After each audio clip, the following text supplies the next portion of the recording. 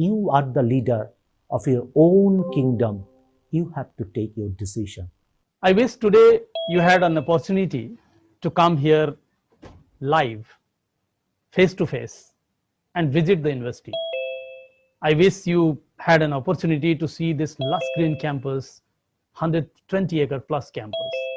I wish you had an opportunity to see the state of the art infrastructure that we had. And I hope that you all will take care in these trying times, this pandemic. I hope that this goes quickly and I can see you all fit and fine on campus. Till then, God bless you all. Dear students, you heard from our Honorable Chancellor and Honorable Vice Chancellor. And I welcome you to the Adamus family. I will bring the glimpse of Forceps, which is our orientation cum engagement program of last year, wherein the leadership team, including the deans, have put together their offer for you virtually. And then let's have a look at what this 24/7 buzzing campus has to offer. Its culture, sports, its entertainment, the drama, the annual fest at Innova.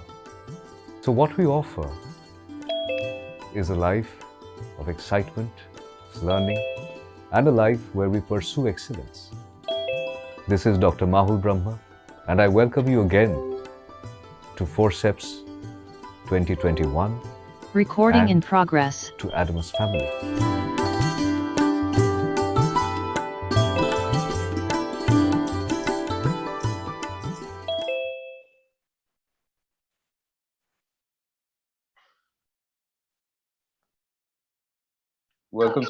Welcome students.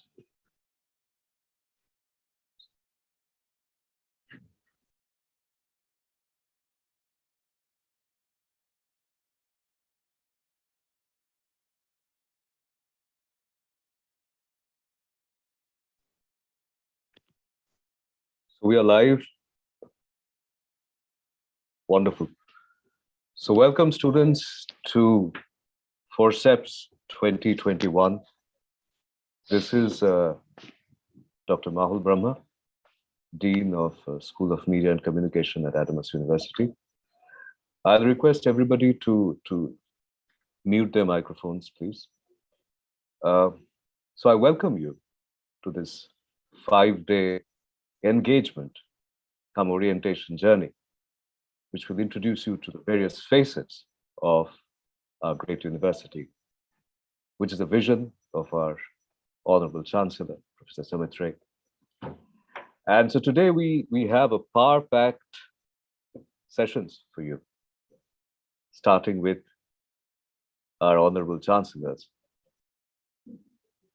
vision and how this university started, the genesis. Then we have a governing body member, Dr. Partha Ghosh, sharing his thoughts with you. This is followed by a session by our Honorable Vice Chancellor, Professor Dr. Deependra Kumar Jha, who will talk about how Adamus is the 21st century learning destination. Post which, our Honorable CEO, Mr. Chandan Majumdar, will share his thoughts with you. And then you have a session with me. I will take you very, very quickly, very briefly through the, a virtual tour of the university. What's important, what's needed, and a glimpse of what's there in for you in the next 5 days and a few years to come. And finally, we have a session with the registrar, Dr. Sanjay Mishra, and he will take you through the registration process, the nitty-gritties of it in absolute details. And it's very critical. Please get registered. So before we start, I'll request everybody to write their names, rename your thing to your name so that we can see your names here. So without further ado, I'll hand it over to our Honorable Chancellor, sir, Professor Sumit Ray. It's his vision, it's his university. So please hear from him. Over to you, sir. Good morning. Honorable Vice Chancellor Dr. Dipendra Kumar Jha, Pro Chancellor Mrs. Mallika Roy, Group CEO Mr. Chandan Majumdar, Member of Governing Body, Honorable Pro Vice Chancellor, Registers, all Dean, faculty members, all others official present, and of course, my dear students of first year, undergraduate and postgraduate courses. First, I thank you for having chosen Adamas as your home away from home. I further extend my gratitude to parents and guardians for having entrusted Adamas with the education of their children and wards. Congratulations. Welcome to the Adamas University. I have great news for you. Today is your day. You have just begun to transform your life, which is about to change for the better. Forget yesterday and the last month with your gloomy, unexpected failures and disappointments. All those of you who are still in their past, that is the day you are beginning to believe would never arrive, and yet it is here. This is the day you will begin to turn your life around, and this is the day you commence learning the greatest secret of success from expert, and more importantly, how to use what you learn to make a better world for yourself and for those you love. Undoubtedly, the years you spent in school taught you many things, but during all those hours spent in all those classes, never, not even for a single 50 minutes period, were you shown how to apply what you were learning in order to achieve in life filled with happiness, accomplishment, and success. Now, after the higher education, your potential will succeed together. The place where we ask to get knowledge and apply practical and theoretical knowledge is this university, that is your Adamas University. Please remember that you need not accept, but attempt to use the hundreds of success ideas you are about to learn. Just one, maybe all that you need to work wonders in your life and career. All that is required of you in this place of learning is the ability to teach, learn, a burning desire to make something more out of your life. And do not even be too concerned if the flames of that desire give off little heat as you study. Their temperature will rise gradually as you begin to realize how much you can still accomplish in the year ahead. Just try to think whether you are really ready to take that first step towards better life. Always remember that no one else can live your life but you. No one else can succeed through you. The future of higher education, and especially for Indian universities, that time has come to rise up to the call of the nations and the generations of today and tomorrow, to contribute to the nations with the new choices and directions, to nurture a spirit of inquiry in pursuit, and to create the knowledge as we make a different nationality and global. This would be the generation who would have explored many streams, walked many acres, climbed many mountains, and then put down roots to create, to build and shape new world.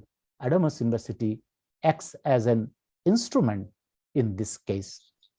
My journey reflects certain unique experiences of my life from my young age until now, when I am more than 55 years of the age. In all these years and through all this experience, the most important lessons I have learned is one must keep dreaming at various stages of life and then work hard to make these dreams true. If we do so, then success is imminent.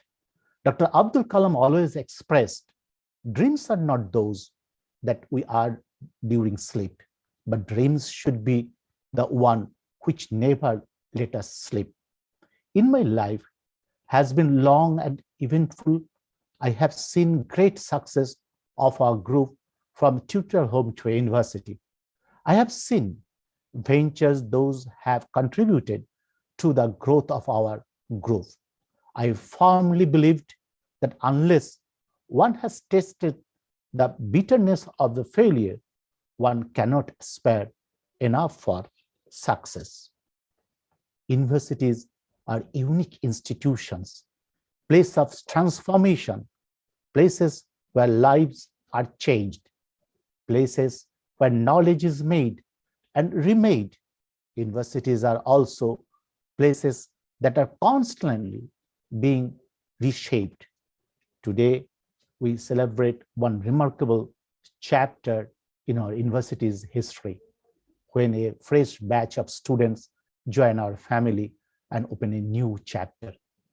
Life is no longer simple and smooth like the prose or soothing like the poetry.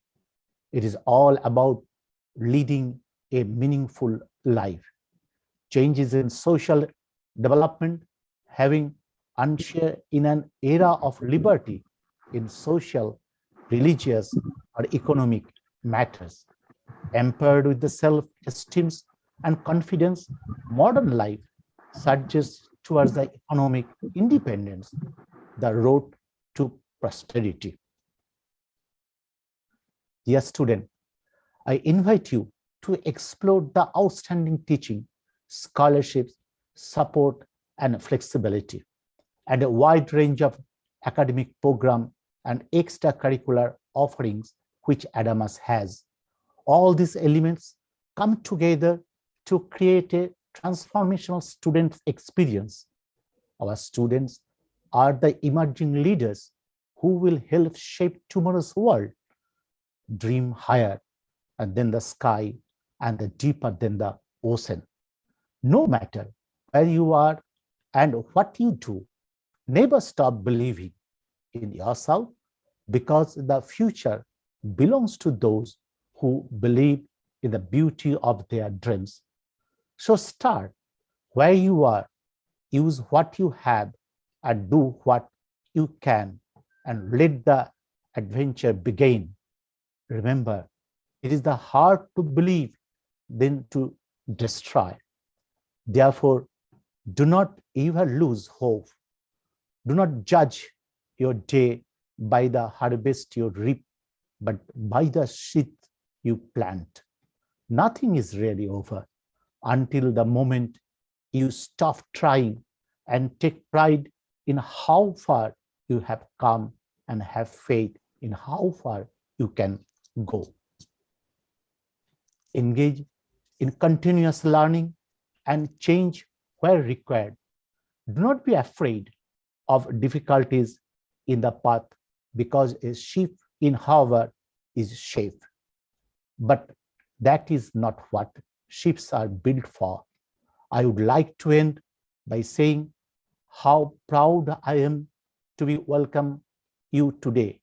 I am sure that you will one day also feel proud on being associated with Adamas and make us equally proud with your all-round success in life.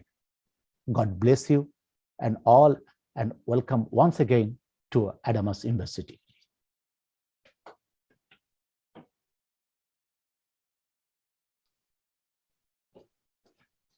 Thank you so much. Thank you so much, Honorable Chancellor, sir. Um, your speech is always, always very inspiring, and I'm sure for the students also, it's a source of inspiration. So thank you so much for your time and for gifting us with this wonderful institution. So thanks, sir. We will. So next, my dear students, um, I have for you a session by our governing board member, Dr. Partho S. Ghosh. So I'll request playing that session to the panel. Please play it.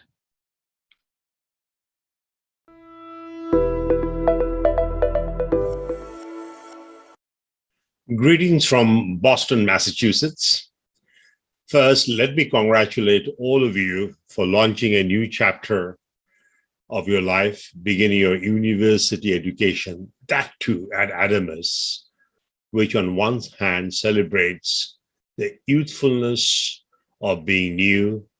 On the other side, it draws inspiration from the ancient principle focused on inner enlightenment. Accordingly, it is indeed a great pleasure to welcome all of you to the Adamus experience and lift the curtain to begin a new experience, a new journey, which would be a dynamic between you and the environment around you, you and your classmates, you and your faculty, you and the staff at Adamus, but you will be at the center of this environment, and you have to make the most out of it. You are the hero, you are the heroine, and you have to work to become a valuable member of society. In that spirit, may I share a few guiding principles that I believe would be useful as you celebrate the Adamus experience and as you go through the different aspects of university education. First, keep in mind, university experience is the most important transition one makes through life. You move from being a family member where your parents have taken care of you, your brothers, sister, your grandparents. Now you'd be transitioning towards becoming you as a responsible member of the society, where you will be taking care of others and in the process add tremendous value to society. And that is what an university experience is all about. And that's what I believe Adamus offers with highest level of dedication, with uncompromised commitment to excellence. Now, you have to make this transition in a gracefully, meaningfully, thoughtfully, respectfully, and most importantly, responsibly, so that you could indeed find an expression to your inner self. In the process, you find the value that you want to offer to your community, to your society, to your family, and of course, to our nation, if not the whole world. The second point I want to make this transition successful, there has to be 7 critical elements that you have to put at the core of your being and becoming at the Adamus University. And in the process, it is my hope that you will be able to harmonize the 3 H's, your head, your heart, and your hand. When these 3 H's harmonize, you'll be able to find a new meaning of yourself in engaging with society. Now, what are those 7 elements? The first one, keep in mind that university education is indeed multidimensional. It is your physical development, It is your intellectual development. It is your emotional development. It is your spiritual and social development. You have to work on all of them. Through sports, you develop your physique, your poise, your beauty, your gracefulness. In the classroom, your homework, you develop your intellectual capability. Through meditation and maybe through certain courses, you can reflect on yourself. That develops your spiritual capability. You work in teams, you work as a leader, you work as a follower, you develop the camaraderie spirit, and those are the social capabilities. And of course, you want to deal with different situations, and in the process, you develop your emotional base. It is extremely important that you are aware that your development will be occurring along those 5 dimensions. Second, you must cultivate in yourself the spirit of questioning.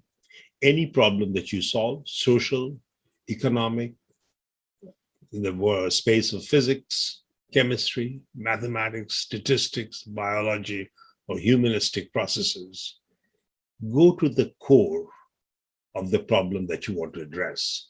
And the best way to do that, this is my rule of thumb, ask 3 whys, go to the depths. 3 times you ask why, if not 5 times, so that you can indeed connect with the root causes of a problem, and in the process evolve a solution which is unique, insightful, and indeed on one side practical, on the other side transformational. So be curious, ask difficult questions, work with your faculty, work with your students to uncover new insights to the problem modern society is faced with. The third, time management. Time, as you know, is the most precious gift God has given us. And also, you know, time lost can never be recovered. So do not dilute your time.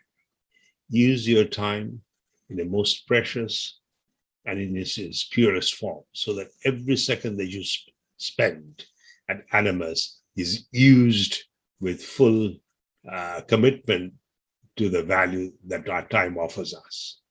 The fourth is what I call the ABC of university education. Ensure that you are working on those ABC. A is your attire, your attitude, your aspirations. Work on them.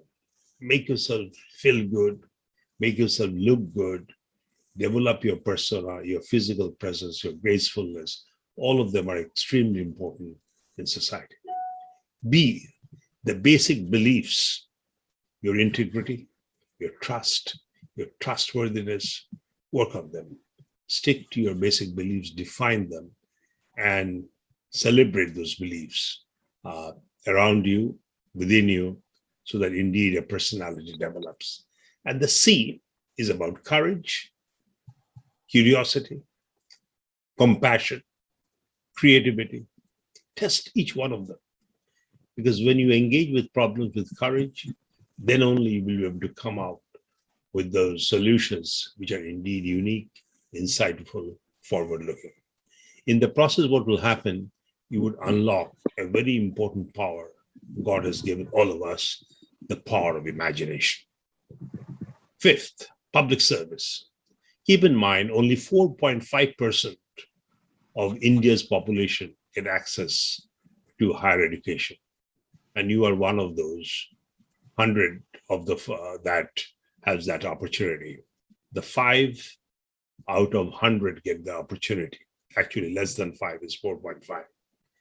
And then also keep in mind, 32.6% of India's population finish primary education. So there are 70 out of 100 out there who do not have the access or have enjoyed the privilege that you guys have.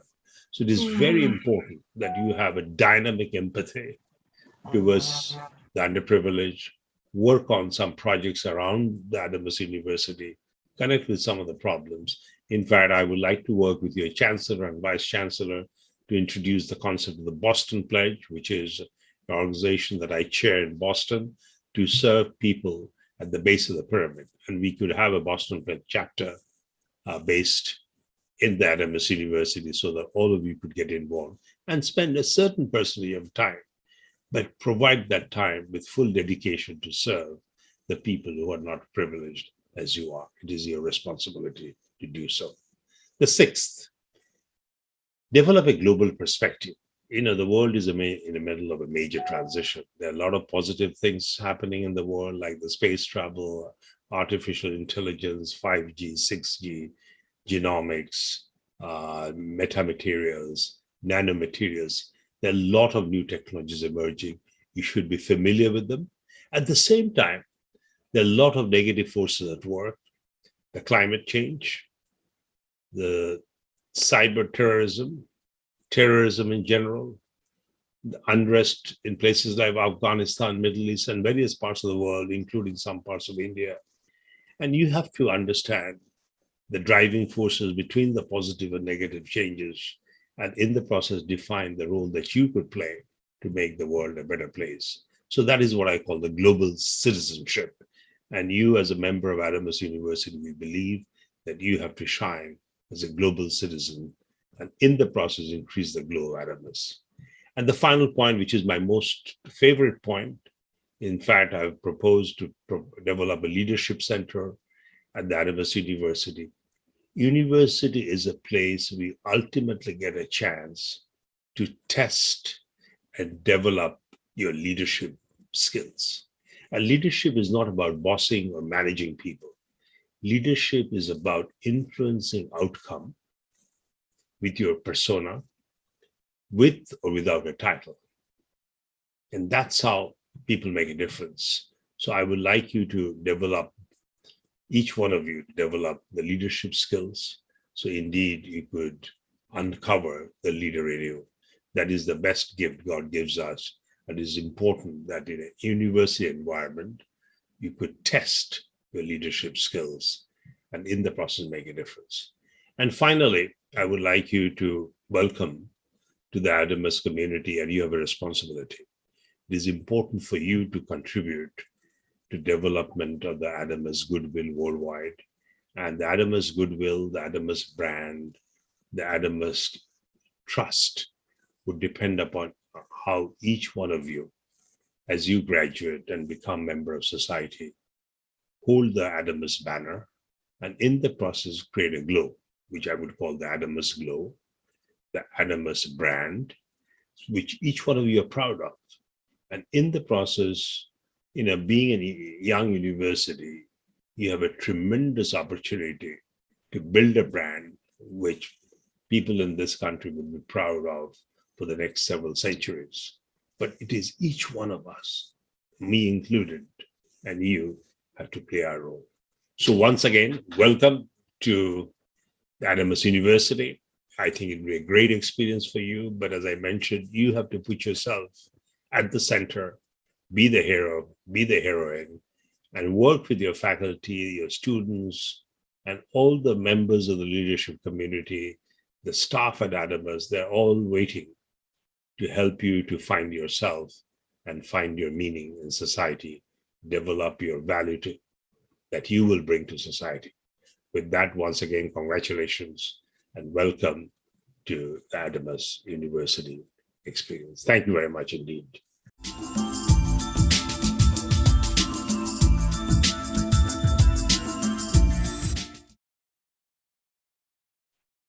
Thank you, Dr. Ghosh. That was Dr. Ghosh for you. And now, the time that you all were waiting for, we have our Honorable Vice Chancellor, sir, Professor Dr. Dipendra Kumar Jha, who is going to share with you, how this university is the 21st century learning destination for you. Over to you, sir.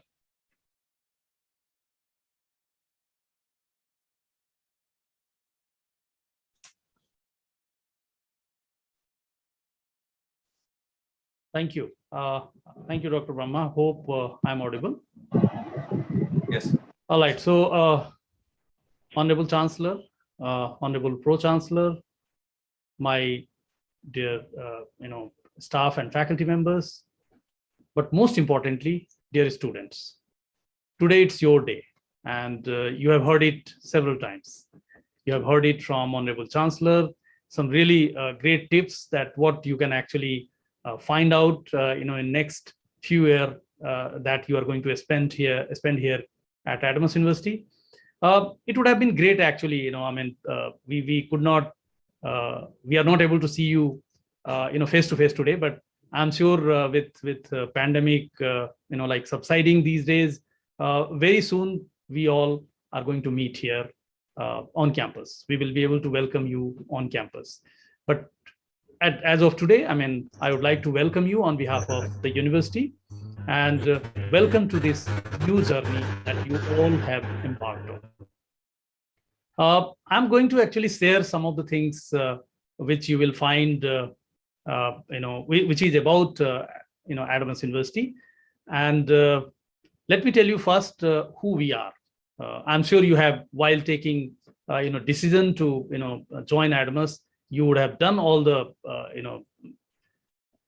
all the exploratory thing. But then today, just to give you a glimpse that you are going to join this community of over 4,000 students. Most of them, actually 1/3 of them, are actually residents. So many of you would be actually residents. There are 10 schools. I'm sure you belong to one of those schools. The newest school is a School of Smart Agriculture. So, as the name suggests, it is smart. So it's not only for agriculture, by the way. The philosophy, the culture of teaching learning here, the education here is actually based on, that what we call a smart. Smart is actually, being more responsive, being, like going an extra mile to do something. If something fails, then to be able to do something really, bounce back and do something new. And this is what is required in 21st century. You have joined one of the 100 programs, over 100 programs that we offer at all levels, from diploma, UG, PG, and up to PhD level. One thing that you would be, glad to notice is our, placement record, because, everything, sum total of everything that we are going to do is actually the placement. And the placement continues to be over 90%, and the internship 100%. Even in this, pandemic era, it was 100%. So I think you have taken a great step here, a right decision you have made. And as you can see, on the screen, I would like to show you, there are some badges here, and they have come from QS. This QS, you would see that we have got platinum badge in teaching and learning. So why I am showing it to you is sum total of everything that we do, all the processes, all the teaching, learning, everything. The external validation is important. We may tell you whatever, but I think externally, if it is validated, that will give more credibility to my claims here. We are actually in teaching learning in this, digital era, particularly teaching learning is very important. In fact, it was important even earlier, but now things have changed so drastically since last year. Last March, when I remember when we had to force close the campus, we thought actually as a team that how are we going to impart teaching learning? But then this online medium, this came almost like genie from a bottle, and now this genie is not going to get back into the bottle, because a lot of things we have actually explored and added value to, and we have seen that while there are challenges, and we'll continue to overcome those challenges, but I think online teaching learning is here to stay. Of course, it will be blended. It will not be completely online or completely face-to-face. Face-to-face has own advantages, and you are going to get a great experience of what we call campus experience, university life experience that you are going to get here.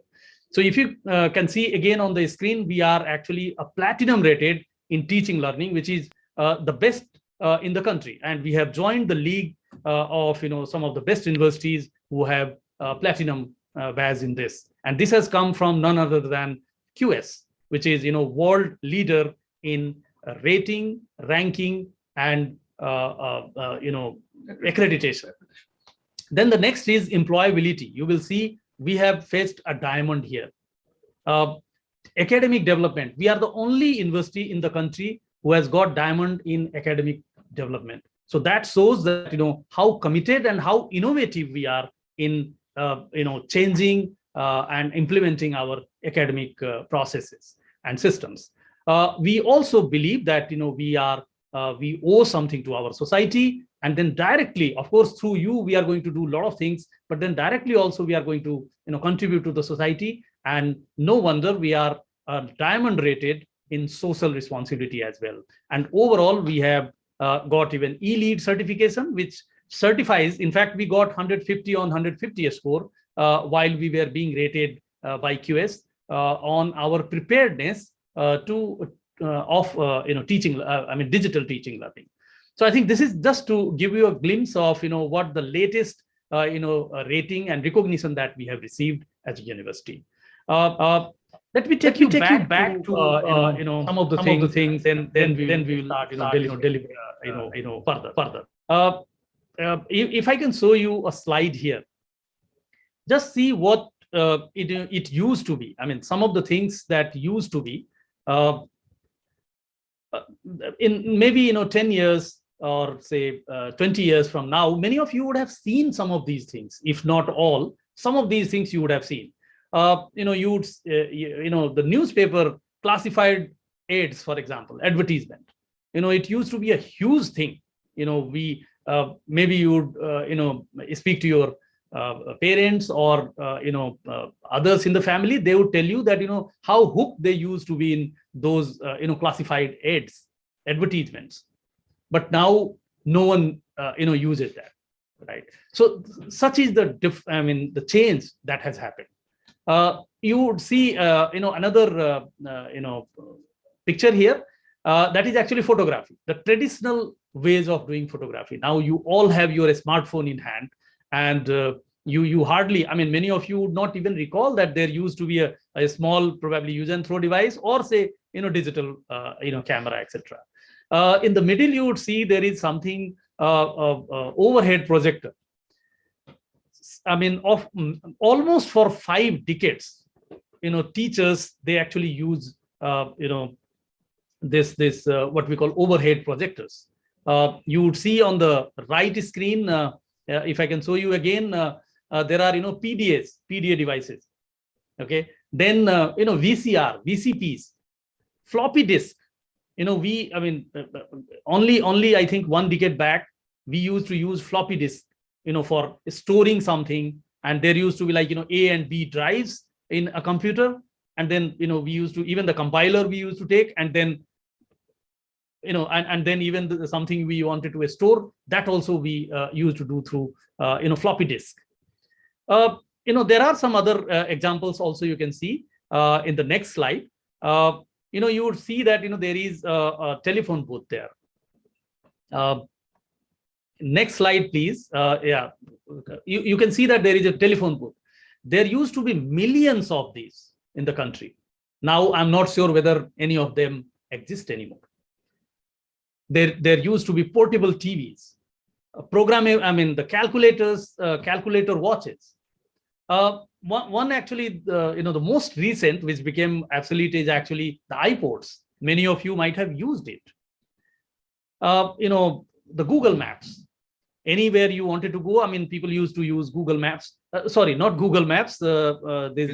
Physical maps. But now, it has taken over by Google Maps.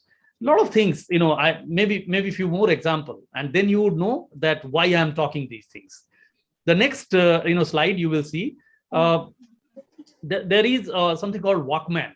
There used to be Walkman. I'm not sure how many of you have used these Walkmans. Pagers. Before mobile came, it used to be a great device, pager. You just send information. Transistors, DVDs.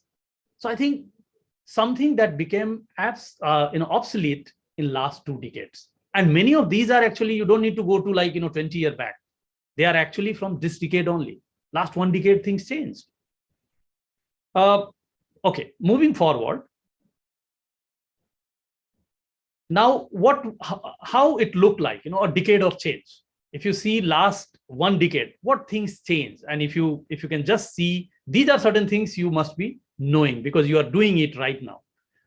You must have heard that, over last few years, something called cryptocurrency, Bitcoins, has come, which doesn't have a physical, physical existence. Earlier, we used to use like, the taxis, Kali Pili taxi, or, something of that sort. Now Ola and Uber, on the go taxi, you can do booking. Social media sites, a lot of them actually are there. And I'm sure that many of you, the new generation anyway, they do actually more than what we are engaged in on those social media platforms. You must be there. Smartphones. Okay, so these are certain changes. Now smartphones have virtually, or say literally, replaced a computer for many of the work that we do. Of course, not everything, but many of the things that we do. Then comes the payments. You don't need even cards these days. There you can do it through mobile phones.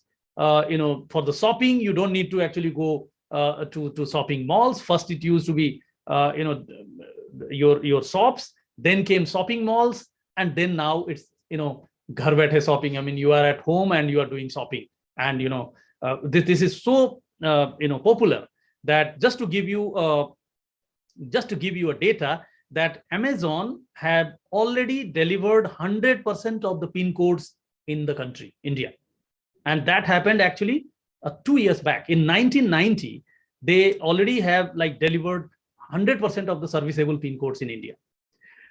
You see the next few images on the slide. You will see here that augmented reality and virtual reality. I'm sure that many of you are familiar with that virtual reality, which is on the that aspects. A different spatial aspects that the person is using, and then augmented reality. The publication industry underwent a huge change, and the books, traditional books, was first replaced by Kindles. So there are in libraries, several libraries, anytime, anywhere, you can actually access to libraries, digital libraries, and also the books are actually in the different form, and you can read it through Kindle. There is a driverless car at the end.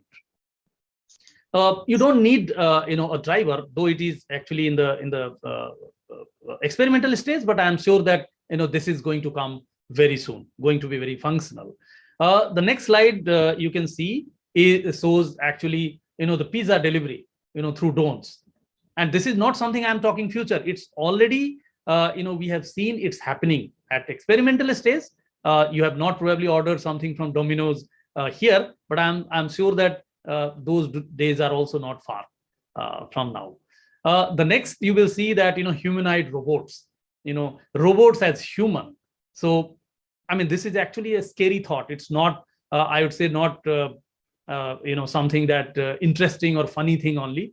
It's actually, you should now start thinking that if things have changed like this, also see the online learning. Online learning today, we are meeting actually almost as effective as it could be while we do orientation program today.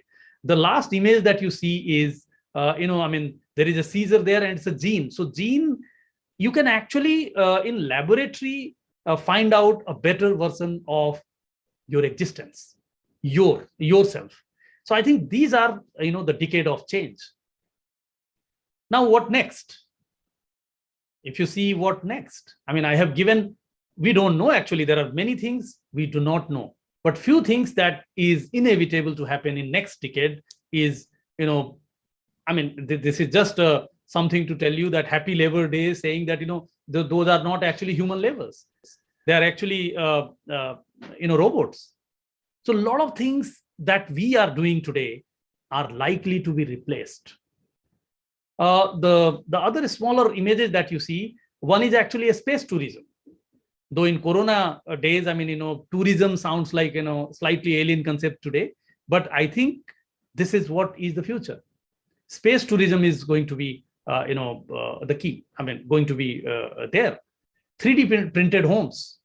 Our houses. Though it has already started. I'm sure that know that there have been where houses have been 3D printed. But this is going to be the reality, and massive scale this is going to happen. The smartphones, the newer version, this is something very interesting that you would find, that the newer version of smartphones that you always are so fascinated to use, they are not going to last even a decade from now. So that's something, that's the way things are changing. Now let's talk certain things. What happened in last decade? What happened in last decade? The one thing that happened was, things were changing so fast. You have seen that a lot of things that used to be so important to us, they are no longer in use. You have seen a lot of examples. Last decade itself, so many things changed. In future, different things in pipeline. Now take a pause here to realize that if this is the pace of change, and people say that things are changing at a pace that unprecedented pace now, 3 to 5 year actually is equivalent to a generation change, people say. So if things are changing so fast, how are we going to equip ourselves for the future? Whatever we are studying today, how are we going to equip ourselves? So I think, imagine the world in 2030, when you will not have these smartphones and something else will take over. 2040, 2050, and these are the time lines that I'm talking for you, because you are going to be active in professional life for next 30 years, or say even 40 years. Isn't it a scary thought? How are we going to equip ourselves? What is that skill set that is required? So if you ask me today that what is that one skill set that is required, which will actually enable us survive and thrive in future, the first and foremost thing is learning. You should not cease to learn. You should never stop learning. That's the only key. Honorable Chancellor also pointed out, focused on this idea that we should never. It's not that learning doesn't mean that you are here for say 3 years or 4 years, 5 years, depending on the area that you are going to study. It's not only for 3 or 4 years. It is for life, and this is what we call lifelong learning. This is only one tool or a weapon in your armory that is going to be there, and it should be there with you if you want to survive and thrive. So one thing that is going to be the key here is innovation. You need a university which believes in this innovation. You need to be an innovative person, because this is the only thing that is going to take you throughout your life, and you will become a successful person. Innovation in anything and everything that we do. Smaller things. Here also we are constantly revising everything that we do here, questioning ourselves. What we call status quo, everyone enjoys, but then that we need to come out of our comfort zone, be it curriculum, pedagogy, assessment, everything that we are doing here and offering it to you is actually based on innovation and continuous innovation. The second thing is, things will be there in life when you have to adopt. You would be like tuned to a certain system, but I think adaptability is the key. You need to learn how to bounce back from failures, because failures will be there. If you are going to be innovative, the only one thing which is going to be certain is failures, because something that you don't know, that's why we call innovation. So you are up to something unknown, and if you are up to something unknown, then the only thing that you can expect is actually failure. Do not get bogged down by those failures. And this ability to bounce back is what is becoming resilient. So I think we expect that you would be innovative and you would be resilient. And as I told you before, lifelong learning is the key to success. Now I will tell you, certain things that we are doing it here for you. What will make you a lifelong learner. Okay, I would take you to a next slide, which actually shows the organization philosophy of the university. If you see, student and faculty are the core. Student and faculty are the core. And over that, I think we are not able to show you that slide. If we can show that slide, please. Yes. Student and faculty are at core. So everything that we do is actually, we do it for you. And who is doing that? The faculty members. So faculty are the drivers, but then we are doing everything for you. So that will continue to be our core, at the core of everything that we do. And then the next comes are the philosophical things. Some of the things you would see there, if you can see it closely, there is something called entrepreneurship, for example. This is very important. R&D, research. As I said, it has to be inquiry based. If we go to the future, the learning, teaching learning, and the learning per se, it has to be inquiry based. Because if you are innovating something new, you don't know, so you have to inquire, you have to research. So R&D is a very important wing. Entrepreneurship, though we are great at placement, but we should not be actually focusing only on the placement thing, rather becoming a job provider, rather than becoming a job seeker. I think we should be a job provider. Why not have our own agency, own something, a startup? And this is an era where a startup culture is thriving. So I think here you will find a very dedicated wing which focuses on entrepreneurship. Social responsibility. We want to be a holistic individual. We want you to become a holistic individual. So it has to be through social. Some of the things that you are going to learn, like things like empathy. How are you going to learn empathy in classroom? So what we do is, there will be something called community service. You will have to go to society, like orphanage. You will go to Anganwadi Kendra. You will have to go to, say, for example, old age home. You can go to public schools, and there you will be teaching or you will be serving, and there you are going to learn some great lessons of life. And that's what we mean by this empathy. So you're going to learn those things there. And another things, so by doing all these things, what we intend to do is, we intend to make you a lifelong learner. Okay. We go to, and all of us are actually bound by so I'll ask you to next slide I will show you. Next, please. Yes, the top one, you see that 5 core values of the organization, core values of the university. And these core values are innovation, positivity, accountability, commitment, and respect. And this, right from the topmost person of the university to everyone here, they all are bound by this 5 core values. You all will be bound by these 4 values. And this is what is a guiding principle for all of us. Let me talk to you some of the best practices that we have for you. Some of the best practices are, as I said, things are changing so fast. So it should be our, approach here.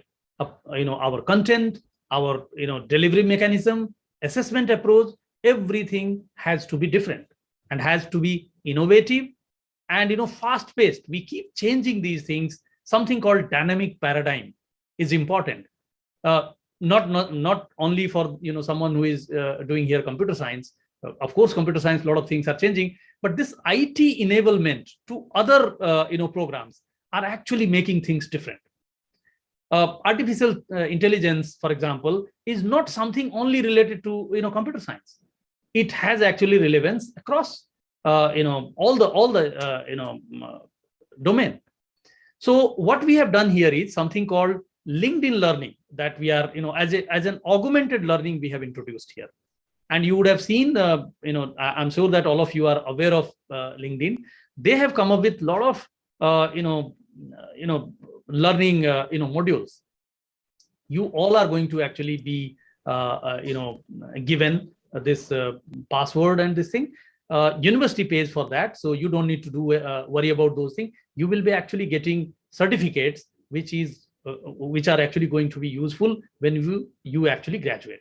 When you are going to join the workforce, this is something, these skill sets, which is actually at the core of the forefront of technology, you will be able to get it. So of course, our systems are there, but then it will be augmented learning, I would say. And things like LinkedIn Learning is going to be a great help, a companion for all of you. In something called LMS, I am sure that you all have heard this word, learning management system, particularly in the era of digital teaching learning. This is extremely important aspect. What we have done it here is we have implemented Canvas. We have collaborated with Canvas, which is a world leading LMS. So you are also going to actually get access to this Canvas, and you will be doing, so all the teaching learning will happen through Canvas. Canvas is something, LMS being used by the Ivy League universities of the country. Ivy League university of the world. And they are using, and we are the first one to in this part of the world, and among very few universities, maybe in single digit actually, who are using Canvas as their LMS tool, LMS partner. So I think this is something you are going to be exposed to. We have actually also something that we have done, one-stop solution. Anything, you don't need to actually run from pillar to post. There is something called student, an entity called Student Facilitation Center, and that is going to of course, the subsequent my colleagues are going to talk on this, how are you going to take benefit out of this Student Facilitation Center. But then this is one thing that is going to help you. Anything and everything that you need, the first point of solution, first point of contact is going to be Student Facilitation Center. And this is almost a revolutionary concept, I would say, that is going to make your campus life easier here. So one more thing that I would like to discuss here is we have come up with our Center for Lifelong Learning. Of course, there are different schools. You have enrolled to one of the schools, but then one center which actually is going to be like an umbrella school, umbrella center is actually Center for Lifelong Learning. By now, you all know that how lifelong learning is important, and here the Center for Lifelong Learning is going to help all of you.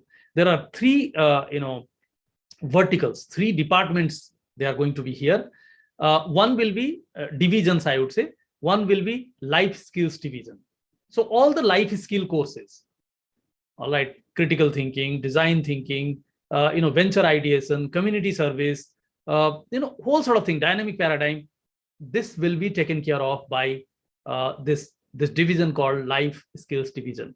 There will be another division where that we have come from Rice legacy, and we are actually the best in this part of the world, at least, and in the country as well, in providing education for professional development. So if you want to pursue exams, for example, professional exams that you want to give, maybe WBSC, UPSC exams, even GRE, TOEFL, all sort of things, which is actually going to make you a better professional.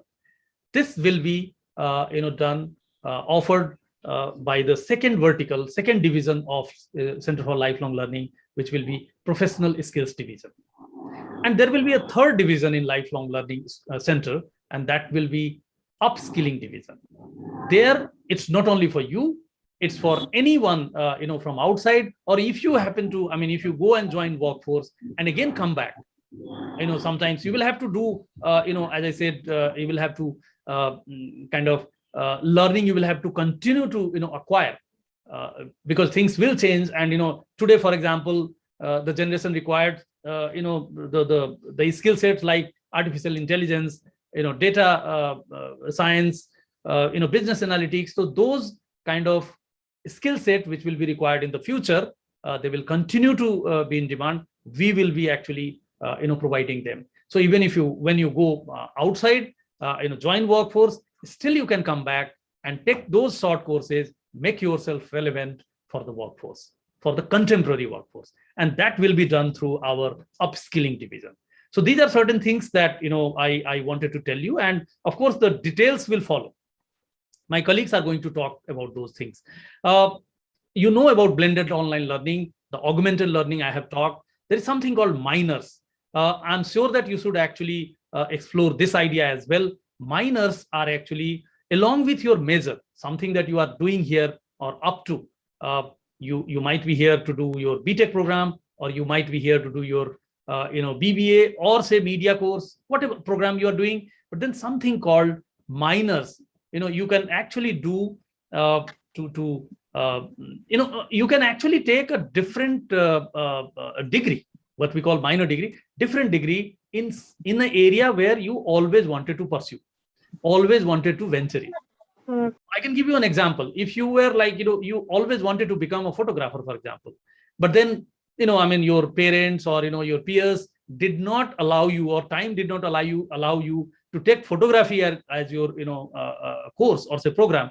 Here, you will have an opportunity to do photography minor, which will be like, a cluster, 5-6 courses will be there, practical will be there, along with a project, and then along with your major degree. So for example, if you are doing BBA, and you can still take a minor degree photography. So that kind of thing you can actually do here.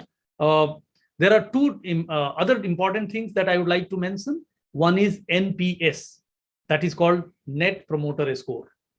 Net Promoter Score is like, this is a platform that we are going to provide it to you to rate ourselves, to give us feedback. So there will be a number of channels available to you.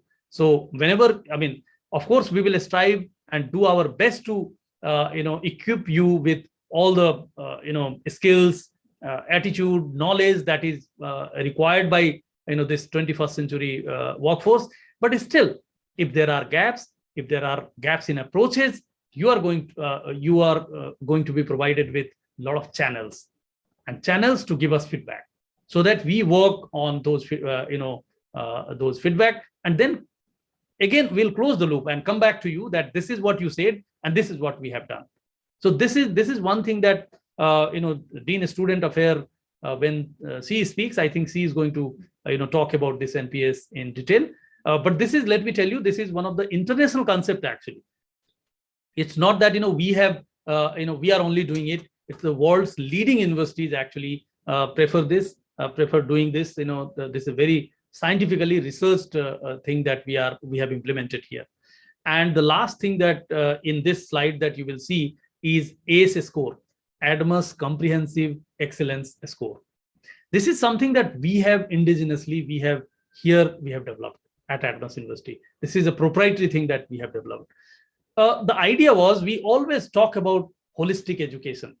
We need to be a holistic educator. You need to be a holistic individual. Everyone talks, but then how are we going to ascertain? How are we going to measure it? That's the key. Talking is a different thing. What we thought that let's go an extra mile and try to measure it. That what first we had to come up with the parameters, that these are the things that will be required if we want to create a holistic individual. And then we started giving a score to this, and the comprehensive score will be called ACE score. You will be given ACE scores every semester. So not necessarily a topper, CGPA say 9.5 will have a top ACE score as well. So that shows that CGPA is only one aspect. CGPA is good. You need to have higher CGPA, but that's not the end. There are a lot of other things that is required. If we want to create 21st century learners, and that's what will be reflected in the ACE score. Well, I hope that you have understood this, and my subsequent in subsequent sessions you are going to be explain these things in more clarity. Another thing that I would like to discuss here is we follow here outcome-based education. Now, outcome-based education is actually it's like a philosophy that what is outcome-based? Outcome is we set targets. Actually, we vision first. So, like university has a vision. University has a vision that university aims to become an internationally reputed institution of higher learning through excellence in teaching, research, and innovation. This is the Adams University's vision. Now, how are we going to achieve it? So first thing is, even as an individual, today you have, for example, joined this Adams University for your higher education career, higher education journey. If you have joined, for example, a media program, so you must have a vision that you wanted to become a great, say, renowned media professional, for example. So you must have a vision first, and then you start working on that. That's in a very simple term. I'm saying that this is what outcome-based education is. Outcome-based education is our philosophy here. So I will show you. So what it says is there are 4 pillars actually in outcome-based education.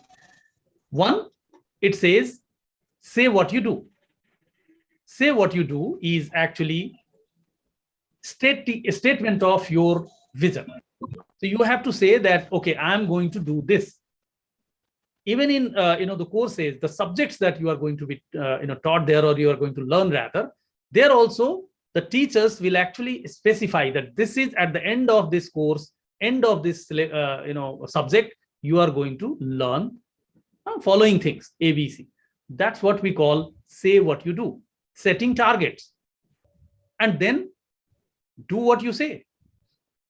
First is you have said that you want to do this. Even the teachers would say that this is what at the end of the this thing, a course, end of the program, you are supposed to have the competency, certain competencies. Now you need to do what? You need to prove it. The third pillar is, if you have said that this is what you want to do, and you have done, you are saying that this is what you wanted, then the third pillar is prove it. And in order to prove it, you have to measure it first. So that measurement, there would be direct measurements, indirect measurements. We will do all those things to actually prove that we wanted to do certain things and we eventually did it. And then the last pillar is improve it. So you have certain targets, and you eventually did something and tried to prove that there is bound to be deviation. Say, for example, even in our lives, we want to do certain things, and then we try doing, and then you get certain result. You have to measure it. You get certain result. It's always like there is a deviation.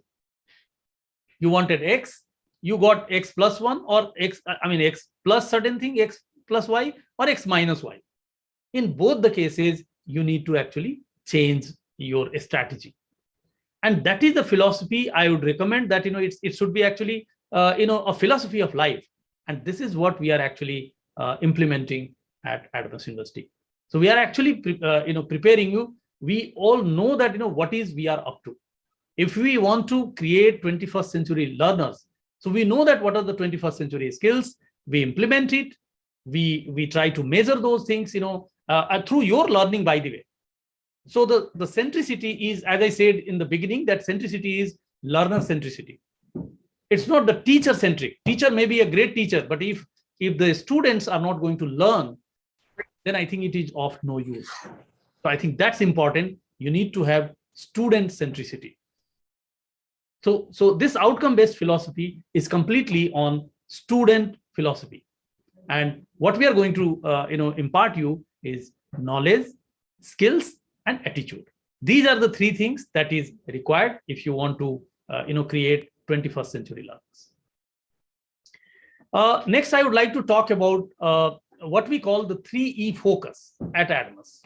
And this 3 is, once you graduate, or say once you complete your study, or during the course of a study, there are 3 things that we are going to focus on. Number 1, we call it 3E focus. So number 1 will be employability. We are not saying that we are just working on your placement. It's actually employability. So we are trying to make you employable. We are trying to make, create this learning habit in you so that you will create, you will be employable throughout.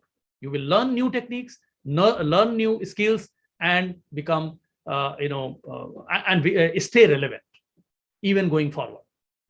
So that's the first thing. The second is exam pathways. As I told you that through Center for Lifelong Learning, this is going to be imparted. And this is an opportunity even today. If you have not done so, you can even think of even now that there are exam pathways. For example, you want to go for UPSC exam, WBSC, any other things that you want to do. We have those provisions here. And this will be embedded in the curriculum, embedded in the study that you are doing here.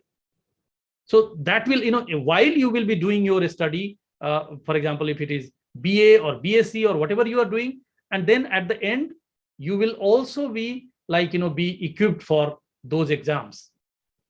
And then you can become, whatever you intend, whatever you envision to. And the third E is actually entrepreneurship. And this is also extremely important here. One of our, major approach that we take here. We have a full-fledged center for incubation here. And we are going to handhold you, not technically. I mean, of course, technical mentorship we are going to provide, but other things also, whatever you require. If you want to create a company, we will be giving you a space. If you are in need of, of course, there will be a screening committee and all those things will happen. But then eventually we would like you to be a successful entrepreneur.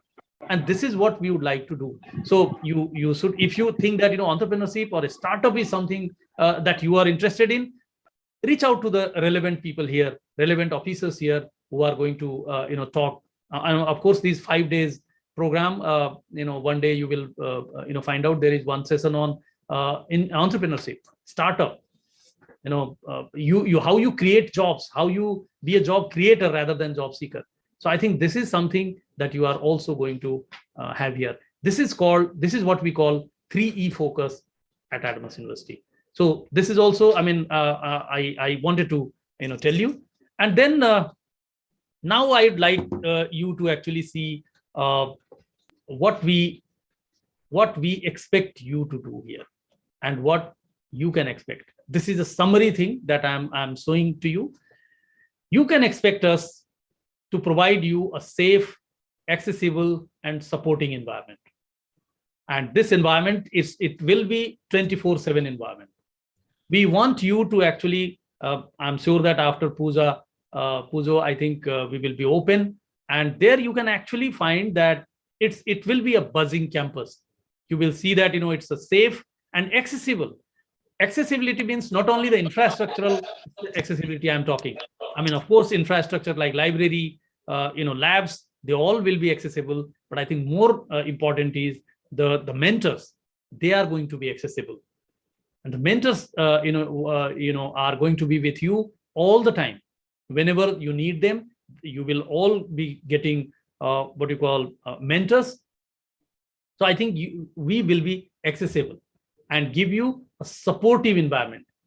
We are actually going to, first map your mind here. We are going to what we call here psychometric profiling. So we are going to do that as well. We are going to map your mind that what you think and what is the, potential that you have, what is something that, capability at this moment you have, and what you intend to become. So I think this is actually important thing, because we need to bridge the gap. If you want to become something, but inherently you lack that, so I think that's also not a good thing. So what you need to do is you need to be, we need to sharpen. We need to actually handhold you, and we will be doing that, right? So that's what I mean when I said we will provide you a safe, accessible, and supporting environment. The next is we will communicate with you effectively. So, effectively means it's not only through your, all channels possible. It could be even WhatsApp groups, it could be mails, it could be, different channels, but then we will be communicating with you. There would not be any ambiguity. So that you can expect from us. The third is we will respect your needs and remain fair and open. You can expect that we always respect your needs. what you need, what you want is important for us. So that is important, and we will be fair in that. We will be fair and open also. That openness is important here. No prejudice, nothing, no biasness. Everyone will be there for you with open mind. And we are, as I said always, that it's a partnership. It's a journey that we both will embark on. So it's a partnership that, it will be a co-ownership. You will also own some of, all of these initiatives. Everything that we do, we will be in partnership.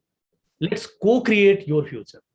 And of course, in doing that, we will also create our future as well. We'll continue to better ourselves as well. The next, I think, needless to say, that we will be imparting, delivering high quality education, and that you can expect.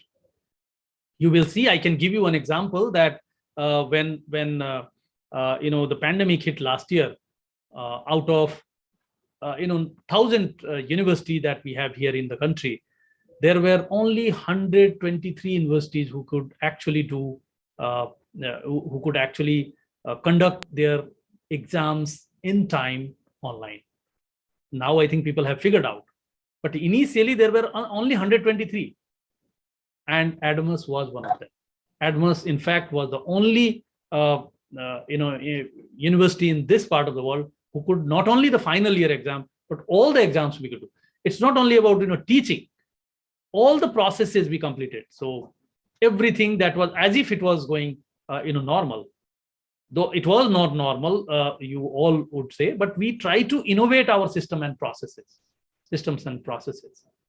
And that's how we were able to develop high quality education, and also we could continue to be partners of our students. Now we also have some expectations from you, and it would be only fair to actually explain those things when you have you are going embarking on this journey. On day one, there are 4 points you can see here. If you can see the slide, be professional and respectful. This is something we want all of you. In fact, respect is one of the core values of the university, and that says respect. So we all need to be respectful. Now respect is not only like if you come across a faculty and you say good morning, that's not the respect only I'm talking about, and that's not actually respect. If say for example a teacher is teaching and you are like you are almost like indifferent, or you are doing something else, you are not paying attention, this is being disrespectful. So I think respect in a holistic sense I'm talking, that be professional, because you are here or to study and become a professional of the future. We want you to be professional in your approach. So the studentship that we call, be a student of the 21st century. You demand things, you ask us that you want certain things, certain education, skill sets. You have full right to ask something like that, but then being respectful and professional in approach is important. The next thing that we would like you to do is seek advice and help wherever you feel that you are stuck, be it certain personal thing as well and some of the professional things. Wherever you are stuck, you will all have one what we call mentors, and those mentors are going to help you. They are going to actually give you advices, and they will tell you whether something you should do this way or certain things are doable or not. Everything you will actually find it here. So I think seeking advice, help is extremely important. Now the third thing, as I told you, that we actually provide you several channels of feedback. So giving us feedback through different channels provided, I think will be your responsibility here. Because unless you do that and do it in a respectful way, in a way that it should enable us to respect that and do that, the way you want it. Okay. So that is something, please provide that to us. So that will actually enable us to, be, pro student or say student friendly institution all the time. I mean, we always try doing that though, but there would be certain, I mean, we are in different shoes. We try to be in, student shoes and then think that, okay, this is something, this is how something should be done, but it's still, they are different shoes. So I think you need to tell us that you want something else and this is differently, it should be done differently. As I said, it's a partnership. And then the fourth thing is, let us know. I mean, we are providing so many things here, but then we may have missed certain things. And, in this changing, scenario, changing world, we understand that, certain things we may miss. And there, please let us know if you need any specific, thing. If you have any specific need, please do let us know. Because this is, this will help us, as I said, this is almost like extension of what I said earlier. This is going to be, very helpful in making this, place more vibrant, more meaningful for you. Now, dear students, as I can see that, you have, I mean, it would have been great if I had opportunity to actually see you face to face, because the body language, what we say, is extremely important today. I mean, while there are so many things that we can do, this body language is important, and that I'm actually not able to see. I mean, all of you, how are you perceiving these things? Any questions? Probably it's difficult for us to take, but then we are trying. I mean, in fact, I was just visiting one, incubation cell, a couple of weeks back actually, and I got to know that one student actually was working. He was actually also very kind of demoralized, or not very interested when it came to too much of his screen time. So what he said that he was creating one through his own venture. He was trying, I mean, a startup he was trying to create that virtual reality based this online teaching learning. And I think I mean, you can also do some of those things here when you come. And then if that happens, then you will have a feeling that everyone is around you actually. So though it's virtual, but you will have a feeling that they all are with you, and you are almost like in a class.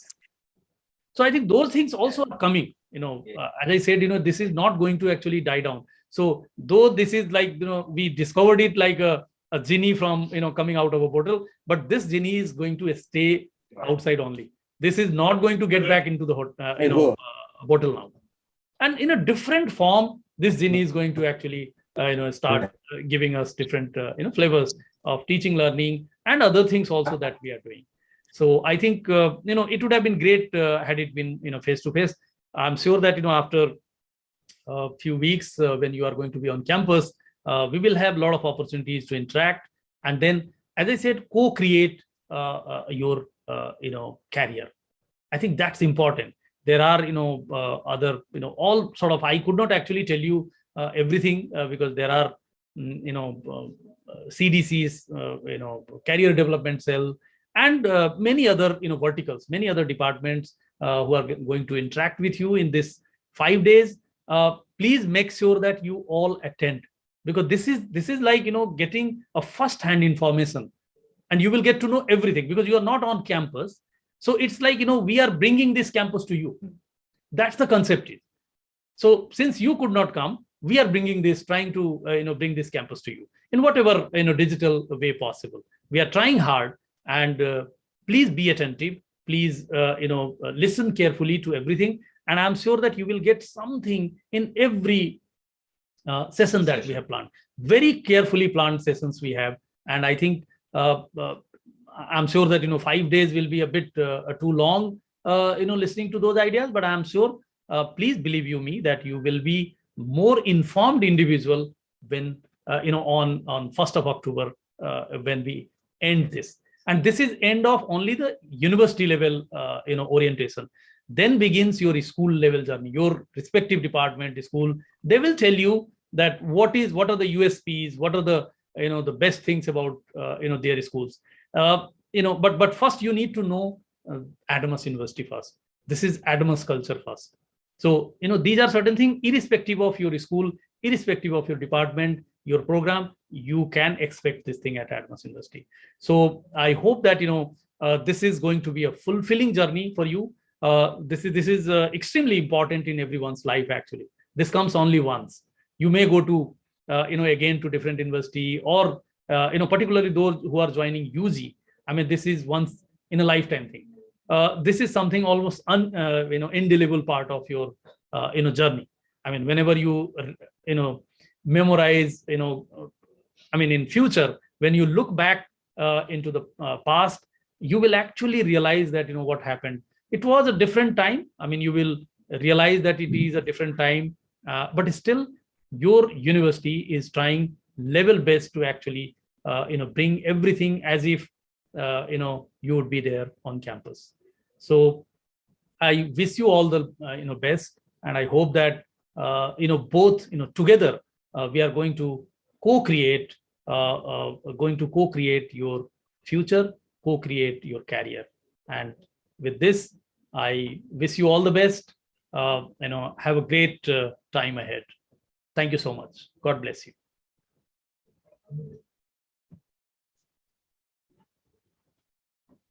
Thank you, sir. Thank you, Honorable Vice Chancellor, sir. So, dear students, you heard from him, and I was actually taking notes as Honorable PC sir was sharing his thoughts. The importance of lifelong learning, the importance of a partnership that we are here as faculty to develop with you, so that we co-create, we grow together, and the entire philosophy is the learner centricity of it. With the 3 focus that we have. So thanks so much, sir, for your time and for your valuable inputs. And just to tell you, let me put it on record that this entire Forceps has been handcrafted by the leadership academic team led by the VC himself. So every session, everything is handcrafted by him. So enjoy it. It'll be of great use to you. And every day we will share a feedback form with you, that I'll share in the chat box later, and give your feedback for every day. We need it. Okay. So thank you, sir. Thank you so much for your time. So thank you. So dear students, so next we have our Honorable CEO, Mr. Chandan Majumdar, sharing his thoughts with us. And he's the Group CEO of RISE. And Mr. Majumdar is a seasoned corporate professional, and who will share his stories with you, his thoughts with you on your new journey ahead. So can we make Mr. Majumdar the co-host?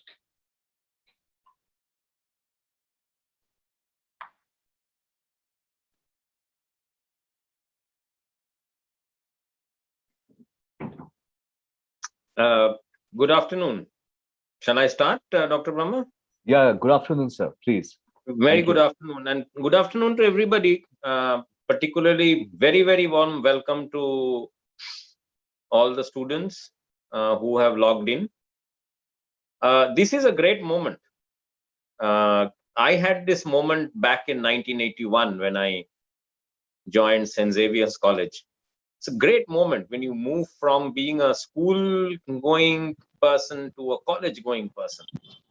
So there is a huge feeling of independence, a feeling that now I've grown up. I'm out of the bounds and shackles of school, no longer being called a school child, but being called a college student. Big up in life. And I hope all of you are feeling the same kick that I remember feeling back in, I think this was September of 1981. Now, the world has changed dramatically from the time I got into college 40 years ago, almost to the month, 44 decades ago, and today. The world has changed in 2 or 3 ways. And when I talk about the world changing, I talk about how will your life change, and the world as you people will perceive it. Now, One second. Am I visible? I've turned on my camera. Am I visible to everybody? Dr. Brahma, am I visible?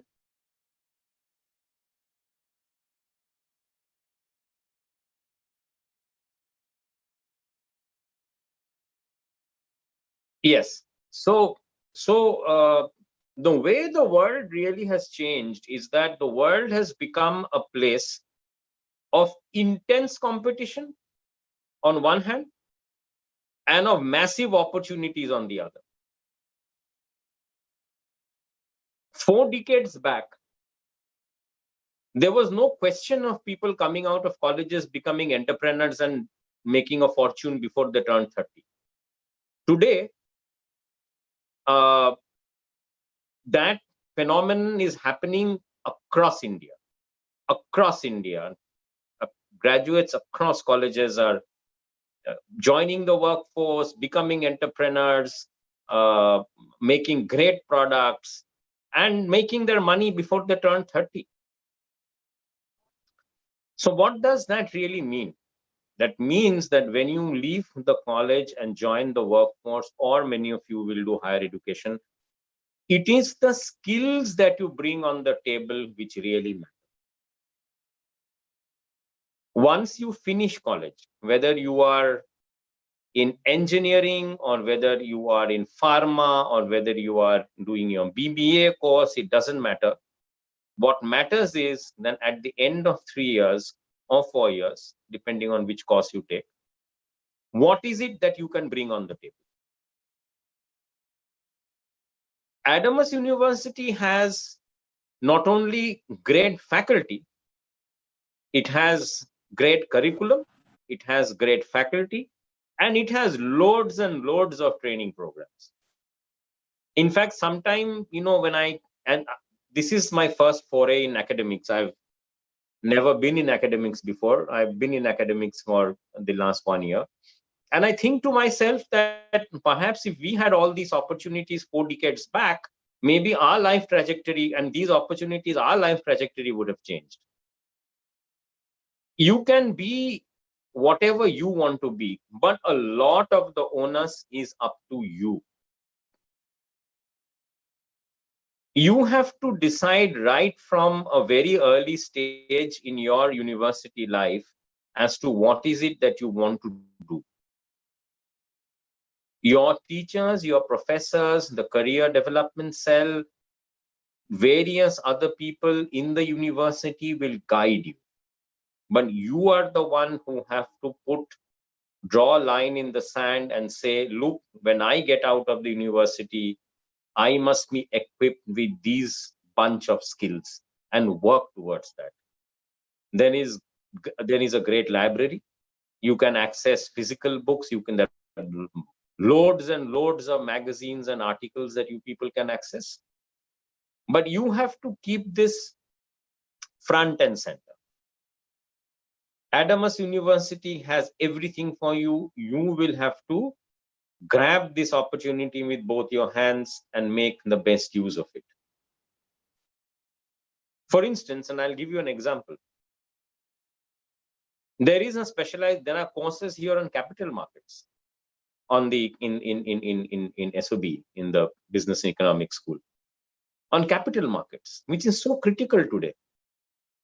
I'm by profession a chartered accountant, and I can tell you that forget college, even when I passed my chartered accountancy, I don't think we had that great an idea about capital markets.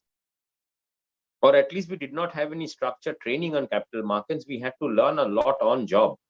But here, Adamas University is equipping you in these 3 or 4 years that you spend with us, equipping you with all the equipment that you need in order to do wonderful things when you get out of the university. This university has a fabulous placement record, which I'm sure many of you know, and during the interaction with various people has had with you, and they would have shared with you. The best organizations across India and some international organizations come to Adamas to recruit. So put your best foot forward. this is the time for you to learn, and this is the time for you to hone your skills, and this is the time for you to make the best use of the facilities and start off on a fantastic career. Now, the reason why I keep on stressing you is the old saying, you can bring a horse to the water, but you can't get it to drink. We have an ocean of support for you, an ocean of support for you. And by dint of your joining this university, you are sort of standing, well, ocean is a bad example, you are standing in front of this wonderful, huge freshwater lake with water which is fit to drink. And it is up to you to drink that water. So have fun, by all means. Enjoy the campus life, and I hope that in the next few months we'll be able to open physically. You know, things are now opening up physically, so we'll be able to open physically. Campus life is very, very important. You meet people, you make lifelong friendships. And these lifelong friendships help you at various points of time in your life. Enjoy campus life, make friends, spend time. There are wonderful facilities for sports, gym, everything's there. Enjoy, but keep front and center that you are here for a purpose, and take full use of everything that is on, which is available to you in the university. Be very serious, and along with all of you and your individual efforts, Adamas University will groom you in such a manner that you will be able to be a winner throughout your life. Remember, a lot of people have expectations from you. Your parents have expectations from you. The university have expectations from you. But most importantly, you yourself must have expectation of yourself. That is the most important expectation.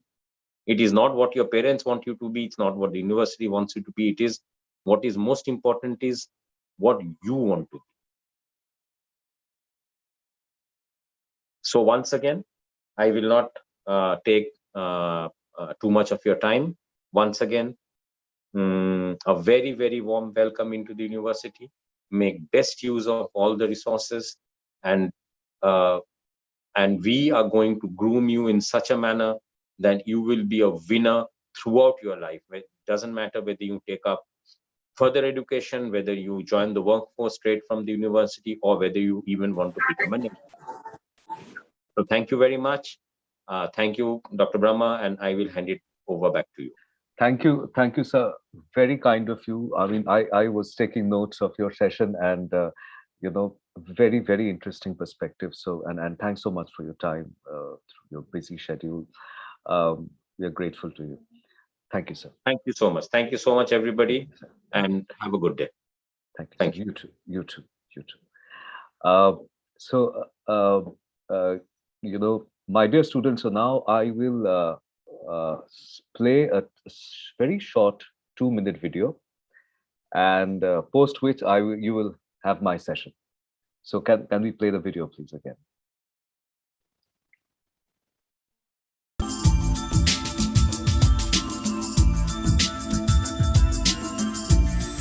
You are the leader of your own kingdom.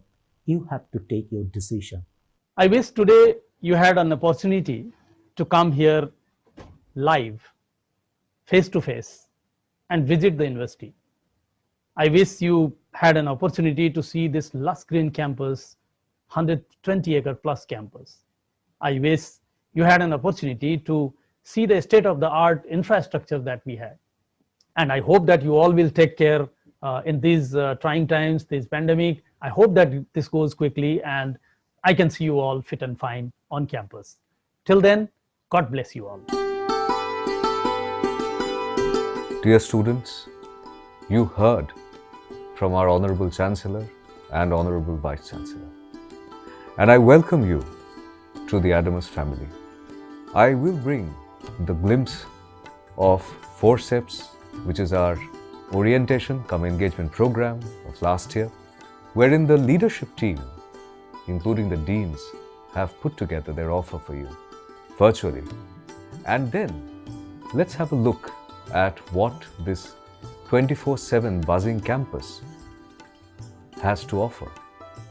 It's culture, sports, it's entertainment, the drama, the annual fest at Innova. So what we offer is a life of excitement, of learning, and a life where we pursue excellence. This is Dr. Mahul Brahma, and I welcome you again to Forceps 2021 and to Adamus family.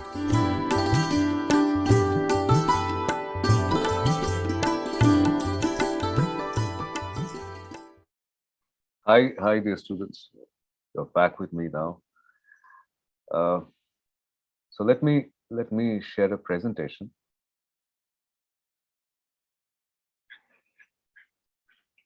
Let me share a presentation and let's see. You can kindly help me with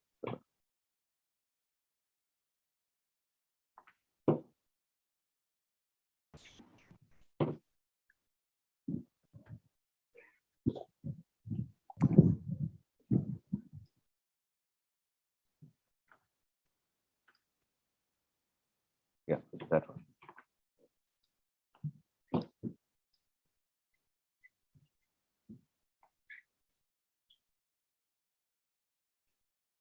Thank you.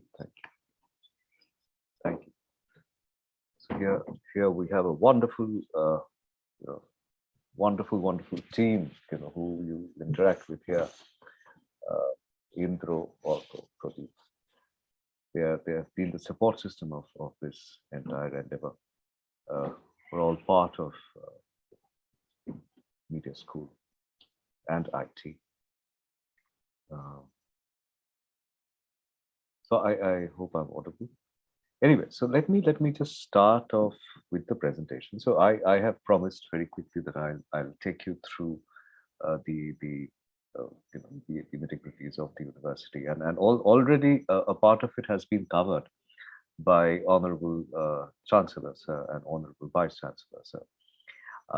But still, as a part of the process, I'll take you through it, and there will be certain segments, my dear students, which will be taken up in the subsequent sessions that we have. So I'll tell you about the session tomorrow, but I hope you've already received a schedule from the registrar's office, and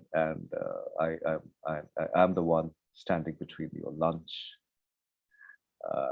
and you, and so I'll be quick. So this is me, Dr. Mahul Brahma, and I'm the Dean of School of Media Communication. So this is the vision of the university. It's very important that you internalize it. It's to become an internationally recognized university through excellence in interdisciplinary education, research, innovation, preparing a socially responsible, well-grounded individuals, contributing to the nation building. So the mission, again, it needs to be internalized.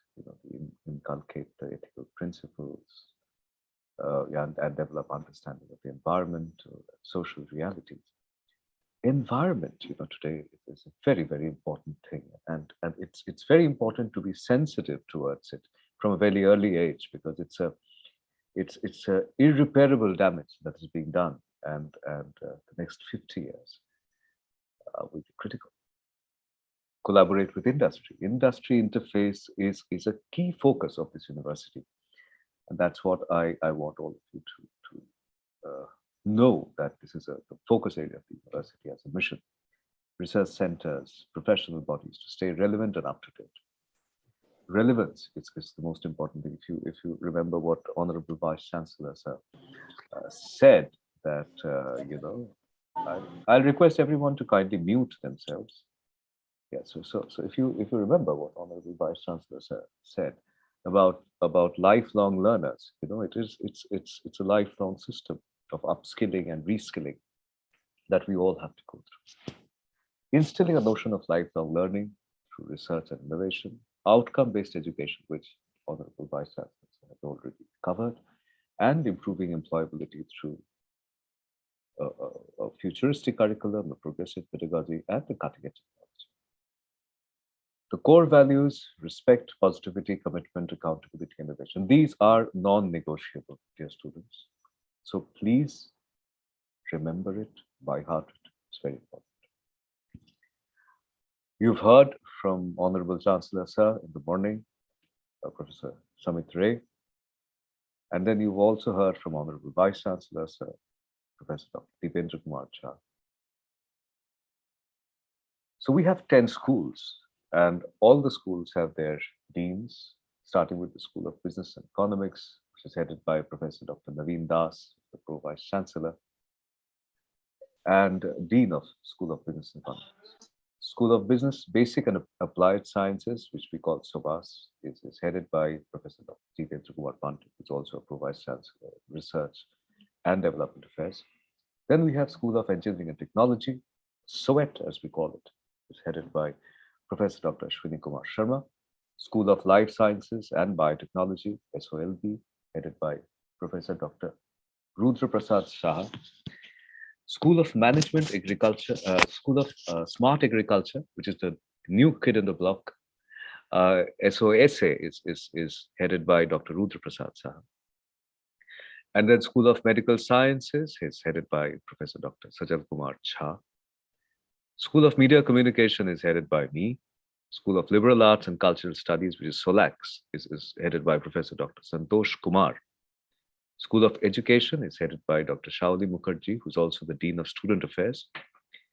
And School of Law and Justice. And School of Law and Justice is headed by Professor Dr. Kamaraju Chitrapu, who's the officiating Dean.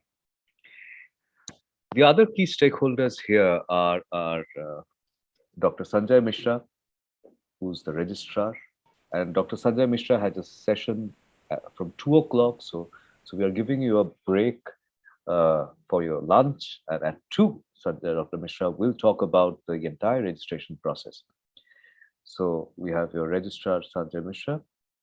Then Professor Dr. Momita Mukherjee is the Dean of Research and Development. Director of CDC, that Vice Chancellor Sir was talking about, the Center Career Development Cell, is headed by Mr. Abhijit Giri. And Mr. Giri has a session with you. Director of Product Innovation, Dr. Prithvish Bose. And the Director of Planning and Monitoring is Dr. Rajneesh Clare, who also will have a session with you.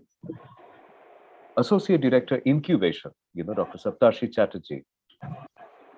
I'll request everybody to mute their microphones, please. If from the control, if you can mute the microphones of these. Yeah, thank you. So, if you can kindly mute your microphones, please, from the center. From the control center, if you can mute everybody's microphone, please. Thank you. So, dear students, the incubation center is something that you really look forward to, because this is where the entrepreneurial skills are developed, and this is where you'll be made a part of this entrepreneurial journey, and it's headed by Dr. Saptarshi Chatterjee, and who has a session with you. Then the social responsibility, it's a very, very key area. If you remember, Honorable Chancellor and Honorable Vice Chancellor both have talked about the social responsibility, being socially conscious, being empathetic. And that is an area which is headed by Dr. Pragya Mohanty. And students, this is an integral part of our culture, and you all will be a part of it. And finally, Head of Student Facilitation Center, Mr. Sanjeev Hari. Control Center, I will request you to kindly mute the microphones of the others. It has been happening repeatedly. Kindly control it. It is very irritating. Dear students, please keep your microphones on mute, Thank you. Education Plus, the 15 axioms that we have, that you can see the outcome-based education, futuristic specialized program, global exposure to semesters abroad. So here, we have a tie-up with over 50 universities across the globe, Adamus. And there are exchange programs and student exchange that keep happening. Unfortunately, due to Corona, we had to, we could not do it in the past 1.5 years because of Corona, but it will start once things get normalized. So global exposure is something that we are very, very serious about, and that you will be exposed to. Regular feedback from students to NPS, this, Vice Chancellors shared with you the Net Promoter Score, interdisciplinary project-based experiential learning with a blended pedagogy. Interdisciplinary project is where, if you remember, the example was given that if you want to do photography and you're an engineer, or if you want to do music, and if you're a mathematician, you can do it by taking in a minor. This interdisciplinary thing is something that is a culture of the university where we open up the entire world for students so that they can mix and match as per their heart's desire. Faculty members are there with global experience in education. Most of my peers, they are educated abroad and have taught abroad. Opportunity for global projects and internships. This is a key area that you'll see, during the CDC session. Mr. Giri will talk about it. As I gave you the example, music and mathematics and music and microbiology. So minors will help you there. Deep industry connect, which CDC will explain. Incubation, I've talked about. Scholarship, yes, scholarship.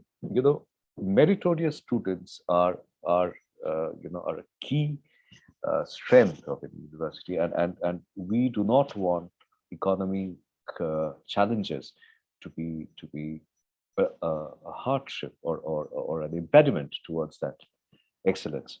So scholarships on means, merit, sports excellence, and this is up to 100% for sports, are provided here. So we want you to excel, and we want you to be the facilitator for that excellence.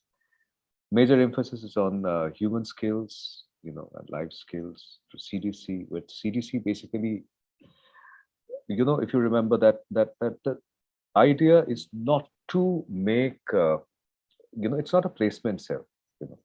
The entire endeavor is to make you employable.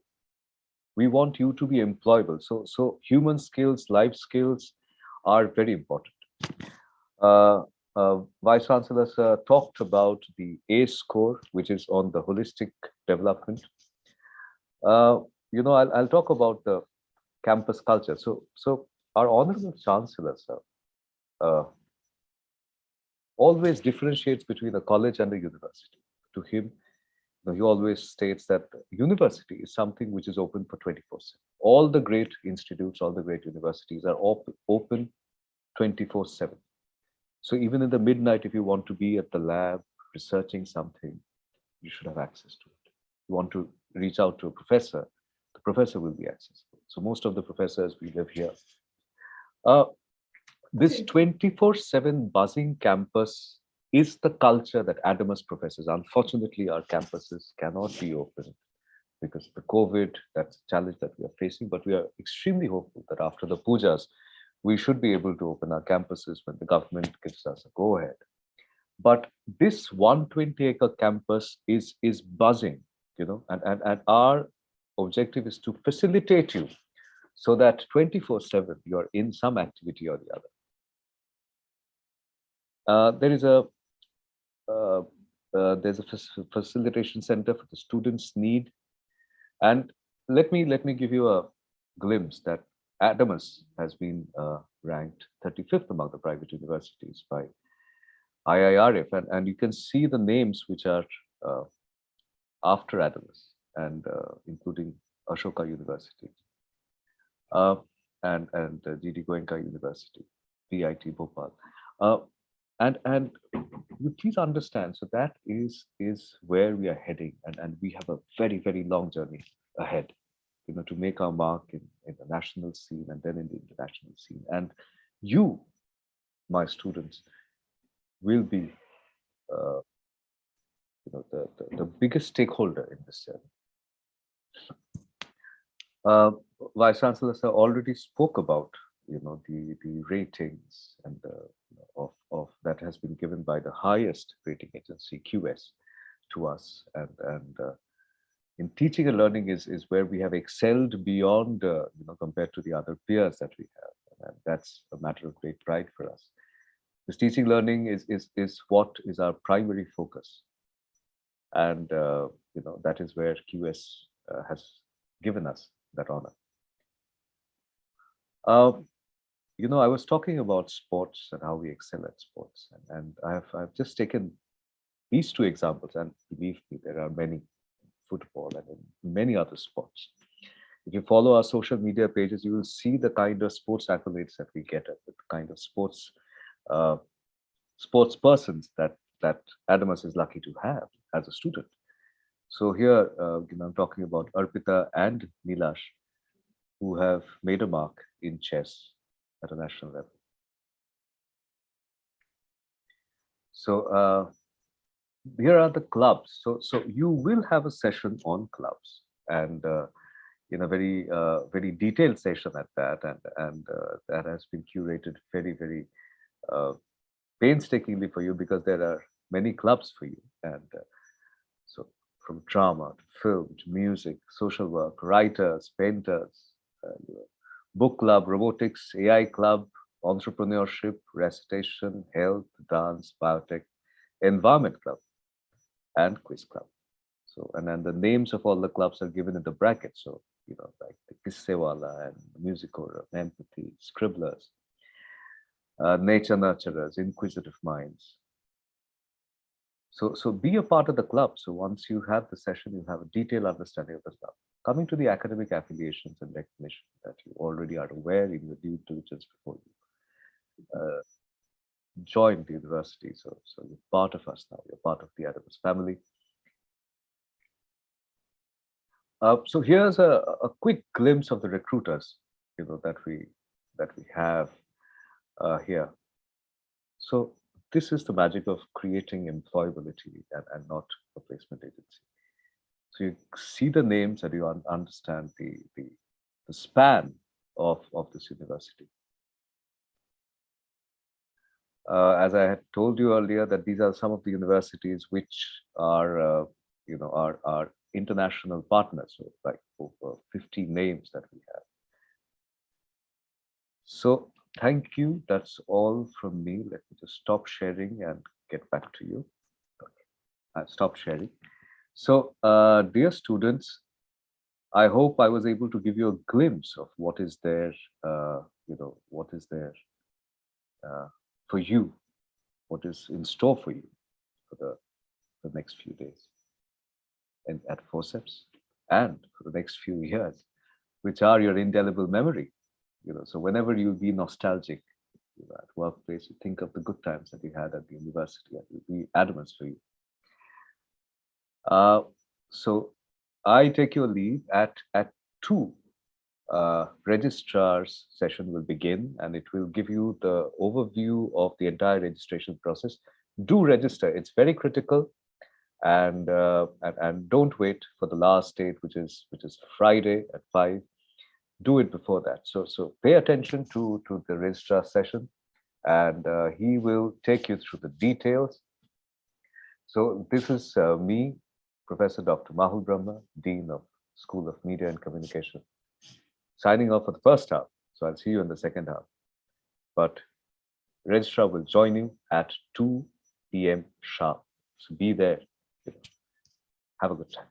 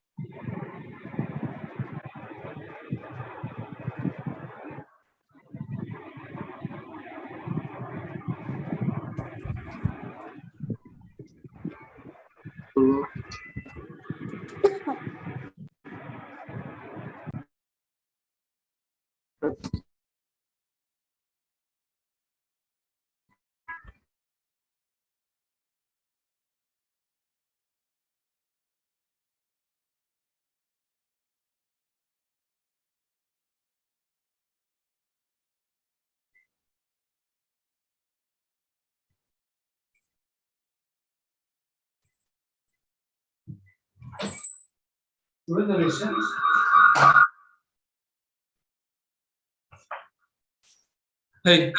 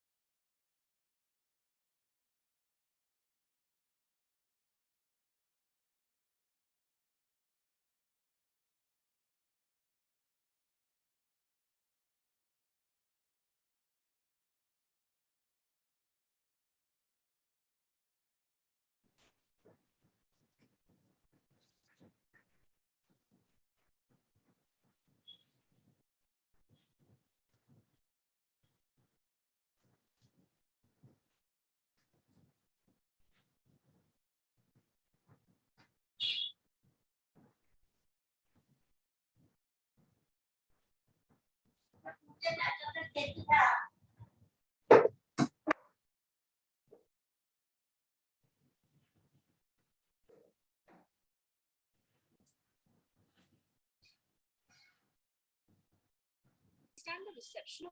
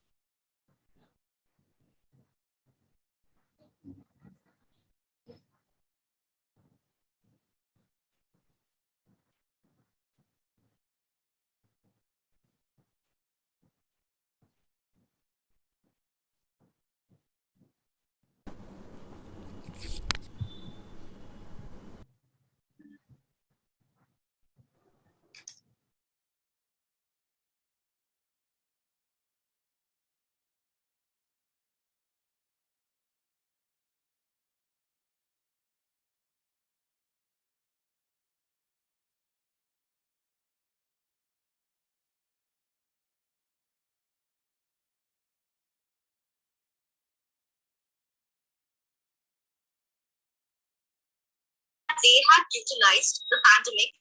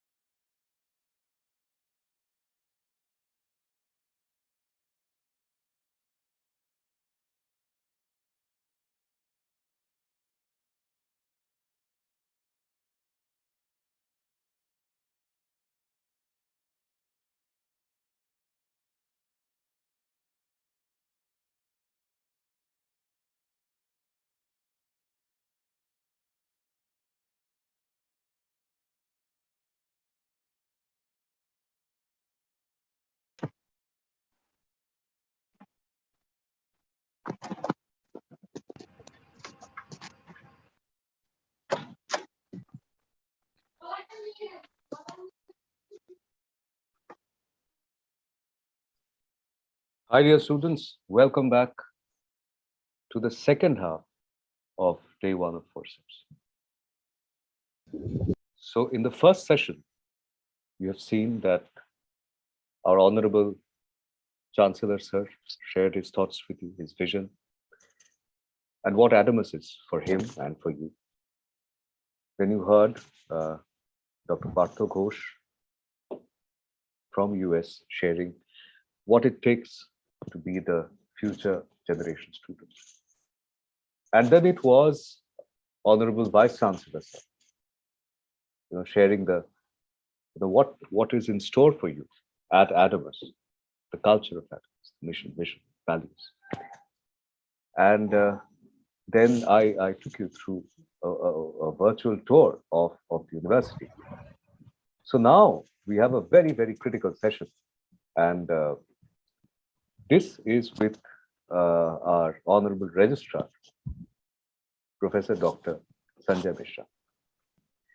And Registrar, sir, will take you through the entire nitty-gritties of the registration process. And dear students, it is critical for you to understand what sir is talking about. Okay? If you have any questions, I will share at the end of the session today, a form on the chat box. Give your feedback there. Okay? Give your question, feedback on the day one. Give your feedback there. We look forward to it.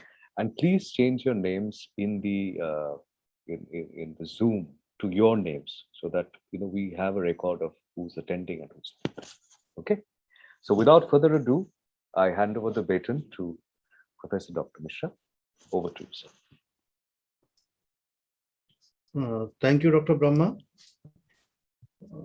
Students, good afternoon.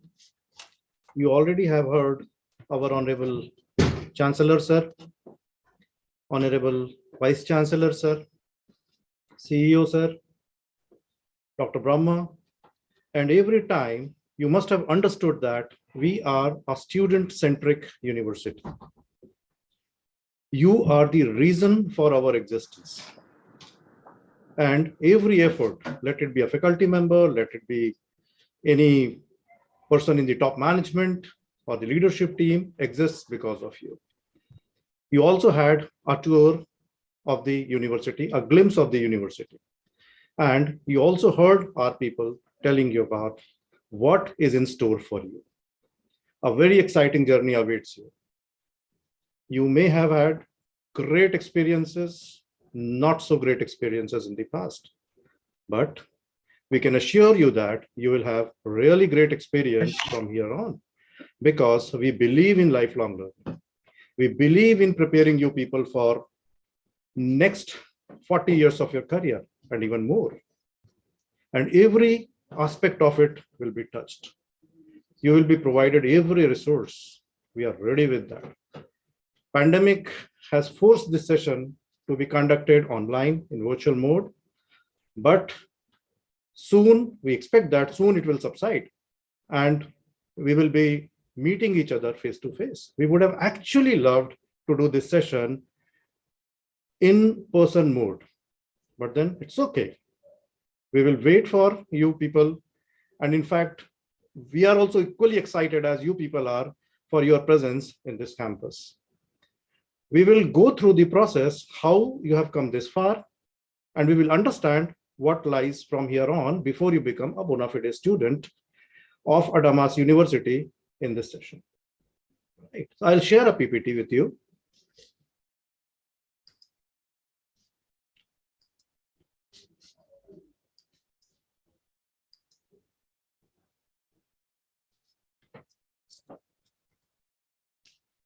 So what has happened till now with you?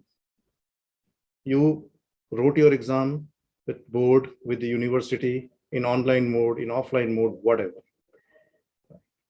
And then you were looking for the next course, next program you wanted, like that, whatever you wanted to do in future. And you were in selecting mode.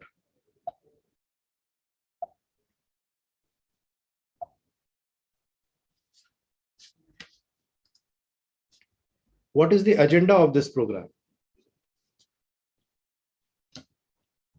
So the broad agenda points are understanding how you reached to this point. There was a team of counselors, academic executives, people who supported you, people who tested you and interviewed you and finally found you suitable. What does it mean? I'll try to explain that to you. how will you become, this is the most critical part, how will you become a bona fide student of Adamas University? Let me tell you, your journey was not as simple as it might look to be. Your journey started with application. For every seat, there were around 6 applications, and only 3 of you could make to the next level. So this is what happened with you. You wrote your application form with why you want to be here. What is motivating you to be a part of Adamas? Why Adamas? And then our deans, our HODs read every line of it very carefully. Till it was a good match, we did not allow you to write the test.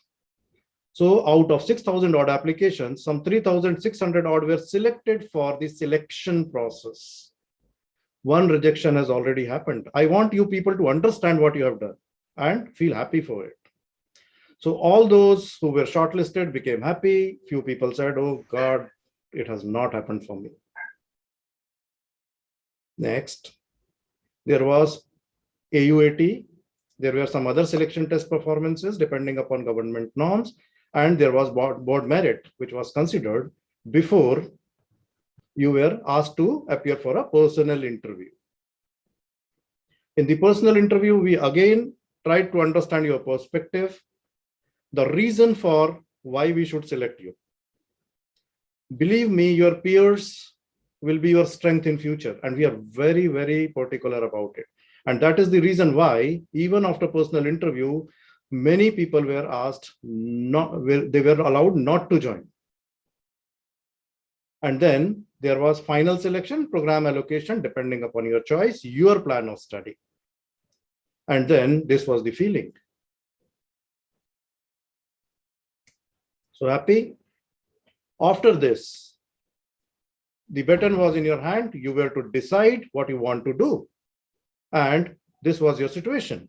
You were thinking, you were contemplating, you were trying to understand whether I should go to Adamas or I should go to IIT Kharagpur, whatever, right? And the situation was yes, no, yes, no, yes, no. You had that wonderful time of agony. You were consulting people. You were coming to a selection, zeroing down your options for whatever reasons you wanted. And then you took the right decision of being a part of Adamas. And you were done with it. You communicated your interest in joining Adamas. Next, you decided to block your seat and you paid the fees. We accepted the fees. A receipt was generated. Why I'm telling you all this is because all these things are important. You paid the fees, the fee was accepted, and a receipt was generated. This receipt is an important part while you register yourself with us. And then your admission, mind it, provisional admission was completed. So you had a ticket in your hand. Let me tell you what this means physically. You were on the gate of Adamas University with some documents, a proof of payment, an invitation selection letter, provisional admission letter, and banging at our door, come on, allow me in. And we were telling you, wait. So what does this mean? This very simply means you are halfway there. It's only one part of the journey you have completed, right? And then the second part, what we are going to, the emphasis of discussion will be the second part, which is called registration, which is very critical for you. Before getting into it, let me explain to you, what does this mean? You might have told that in +2, in CBSE, you had 87% of marks. But then why should I trust it? Why should I believe? My eligibility criteria is 60% for a particular program. You claim you have 61%, but then I want a documentary proof. Even if you submit a document, I want to verify it from the source. Hope I'm making it clear to you why this thing is, this entire process is very critical, right? I understand going virtual, pandemic, restrictions has made it like pretty critical, pretty difficult, but then it's okay. We will overcome that. We have devised a system for it. So how will you become a bona fide student of Adamas University? Right now, you are an aspirant who has shown all the interest. But then to become a registered student, you need to go through the registration process. What does registration process mean? So you had a letter telling you about Forceps and the kind of documents that you need before for submission, and you need to be prepared with that. Few documents were with you, few documents you need to get from the court, right? And a list of 7 documents was there. If you do not have document, you will have some time to arrange for that. We will discuss the entire thing. We have already shared one Microsoft Forms link with you. Let me tell you, 175 people have already submitted, but then still we will go through it today for the convenience of those who have not submitted their application. And then after this, like once all the documents are submitted, your work is done, my work starts. So you can relax a bit. Can I have the link, please?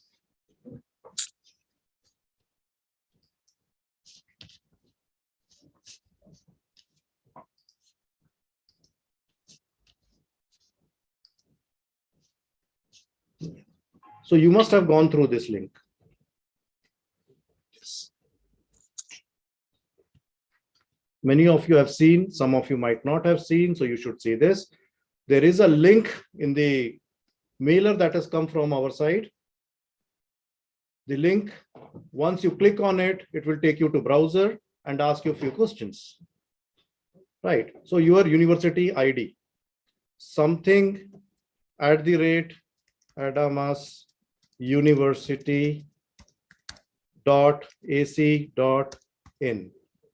This email ID has already been communicated to each one of you. So you know what is your email ID. This is the email ID, like this is going to be your reference point. Next is the school that you want to be in. So for example, I want to study in the School of Business and Economics. What next? Now, since I have selected the school name as Business and Isobe, a list of programs that we are offering admissions to is there for you. For example, I want to apply for BCom Honors in Accountancy. So you select this.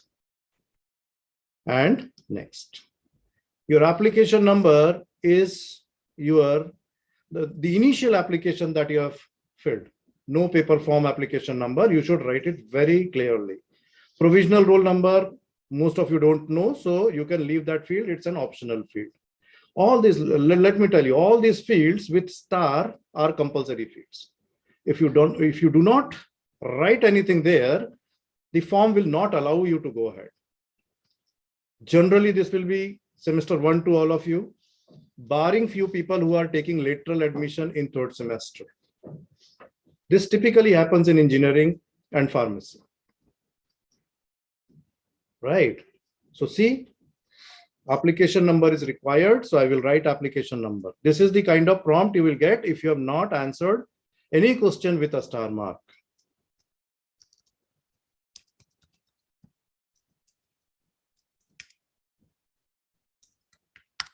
So I have written a hypothetical, an imaginary application form number, but I have not written any provisional roll number. Semester 1 is there, and next see, it allows me now.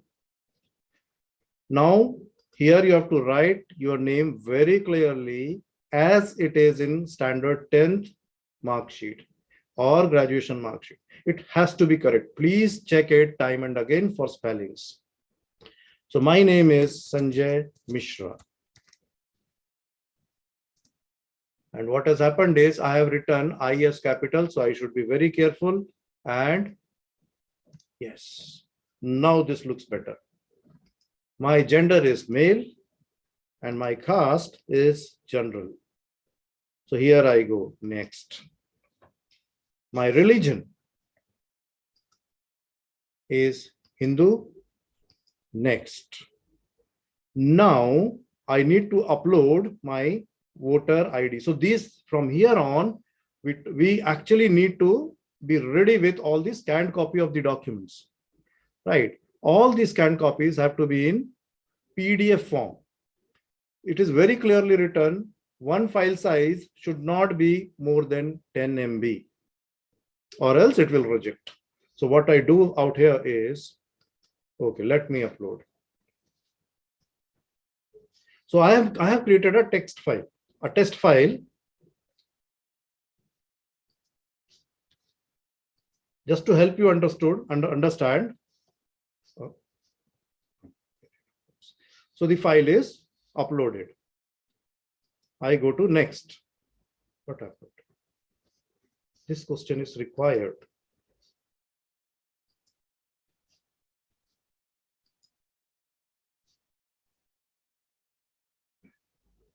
So it is uploaded now. So sometimes there may be a glitch. It may not allow you to upload, or even after uploading, it may give you a prompt. Please redo it. Now, am I differently able? Differently able means, am I having some kind of disability? But then if I say I am differently abled, in that case, I need to support my claim with a certificate issued by some government authority with percentage of disability mentioned. I am not differently able. My date of birth. So it's a calendar. Out here, you need to click here. Select your year. So for me, maybe it's 2002 and June 15th. Fantastic. Again, class 10th admit, like my certificate, test document, upload. My blood group. Another very important thing is A plus. Where is plus? Here is plus. So I am done with this as well.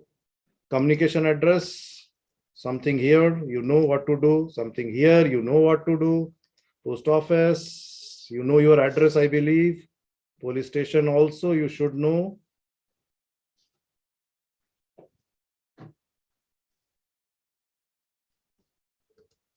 And district of communication. All this data we actually need, you know, UGC many a times asks for all this data in very detailed form, and that's why like we are troubling you. Otherwise, a single document would have been great. State of communication, in your case, it may be West Bengal or Jharkhand or Madhya Pradesh or whatever. Your PIN code, see, it's very clearly written out here, value must be a number. So kindly do not try to write 1, 2, ABCD. It has to be 1, 2, 3, 4 sort of your PIN code. Address of communication, country code, India, I have written A. Now, permanent address line, you have to like complete everything.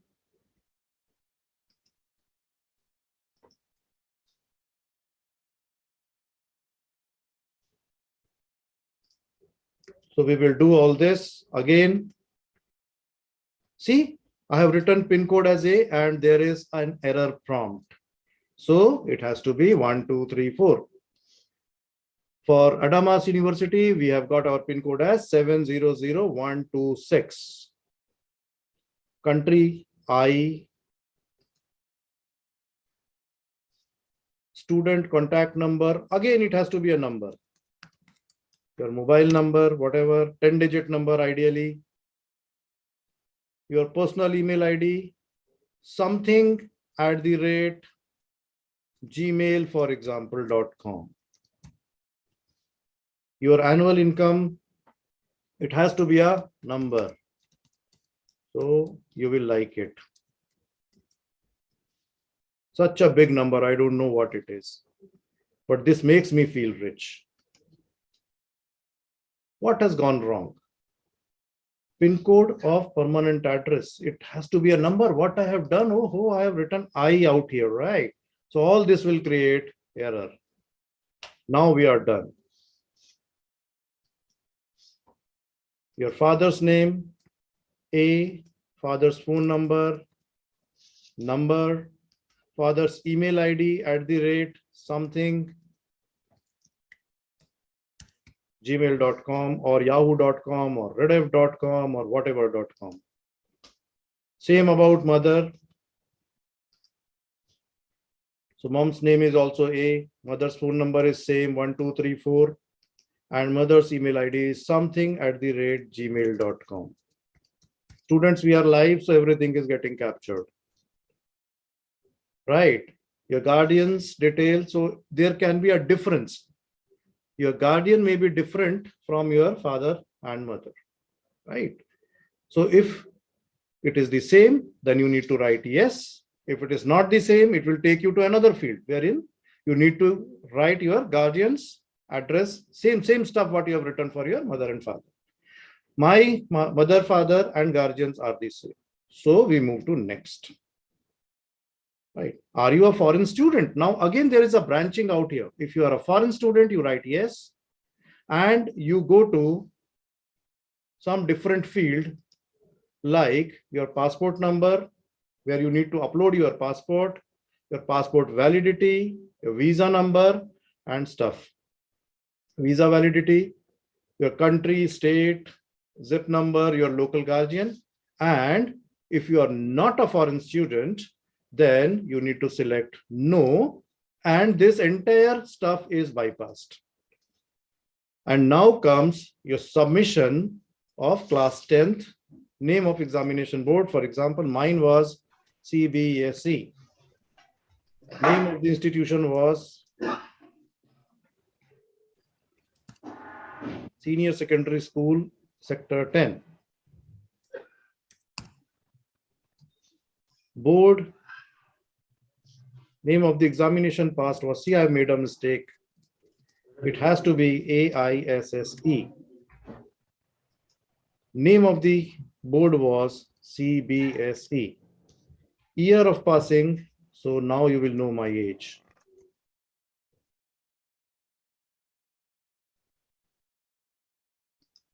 God knows what happened to me here, but I scored good. Maximum marks, subject, maximum 8 subject marks. So you have to make a sum total of all the subjects out here. And it has to be a numeric value.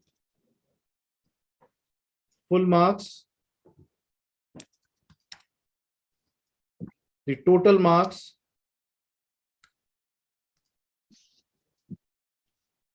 the overall percentage.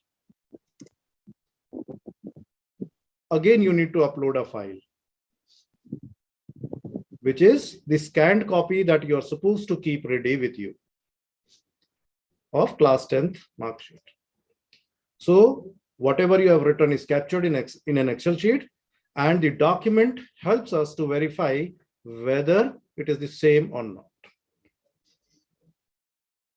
Next. Now the same drama happens for +2. So you need to write AISSC for CBSE. It was again Senior Secondary School, Sector 10. CBSE. Year of passing 1991. 6 subject marks, you know the full marks. Logically, full marks has to be higher than the marks you have obtained.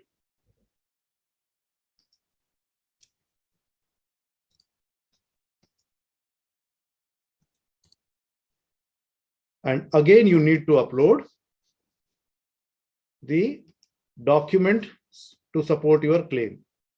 See, everything is a claim till this point, till we verify. Again, For example, you have enrolled yourself for a graduation. Most of you are coming for graduation. So I will select graduation.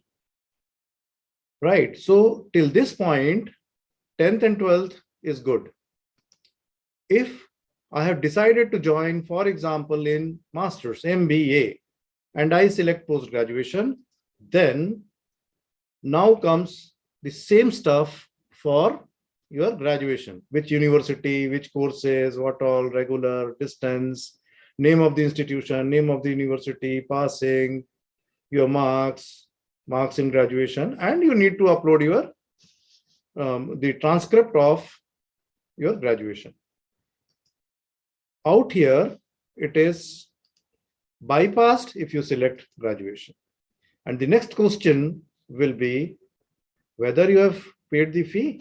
Obviously, you have paid the fees, or else we would not have entertained you at all. So next. Again, we will ask you fee number, fee receipt number, and that is why that fee receipt acceptance, fee receipt generation, and a copy with you is very important. So transaction ID, something you must have sent through bank. You have sent it on 2nd of September and amount paid was, and again, you upload your fee receipt.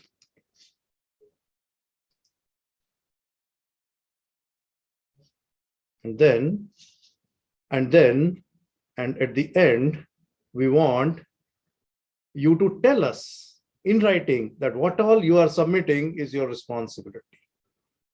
It is true. I know it will be true, right? And once you accept it, you can submit. And this great process is over. You can relax like this, because from here on, our work starts. Your work is done. We will take queries at the end. You can write your queries. We will also share, a help number to you, right? So kindly write your queries in some piece of paper, type it, and send it to us at the end of the day. We will be answering every question.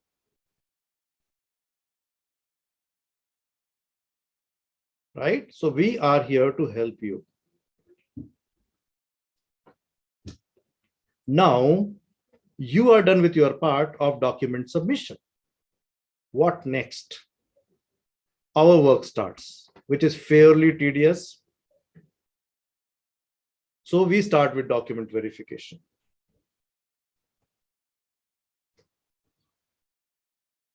We will, if at all there are errors, we will find those.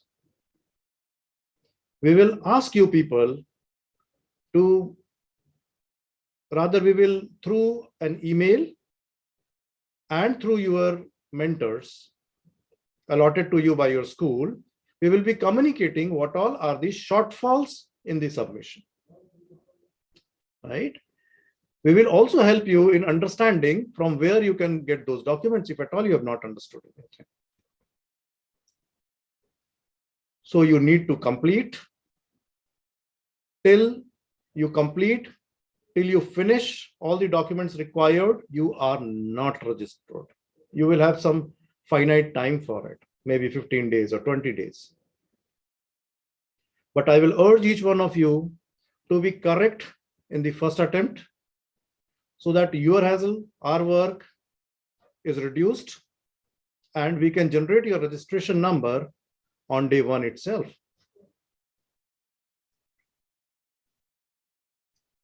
So remove in from the incomplete and be a part of us. You will be certified, registered, and your registration number will be communicated to you through an email. In the meantime, provisionally, we will be registering you. I repeat my word, provisionally, we will be registering you and help you in starting with your classes at your school on much revered world's best learning management system called Canvas.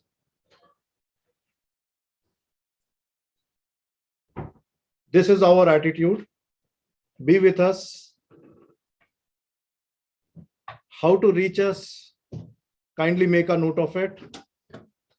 So Ms. Monica Clare will be helping you. You can write an email to her, or her number is there, right? She's the technical person. If at all there is some problem or some glitch with the Google form, with the Microsoft form, she will be the person who will be helping. Feel free to reach us.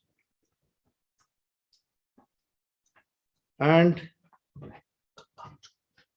another visual, a beautiful visual of Adamas University, which you will see day in and day out when you come.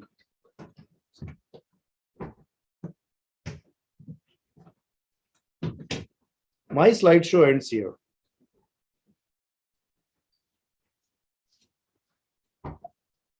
Hope you are clear with what all I have told.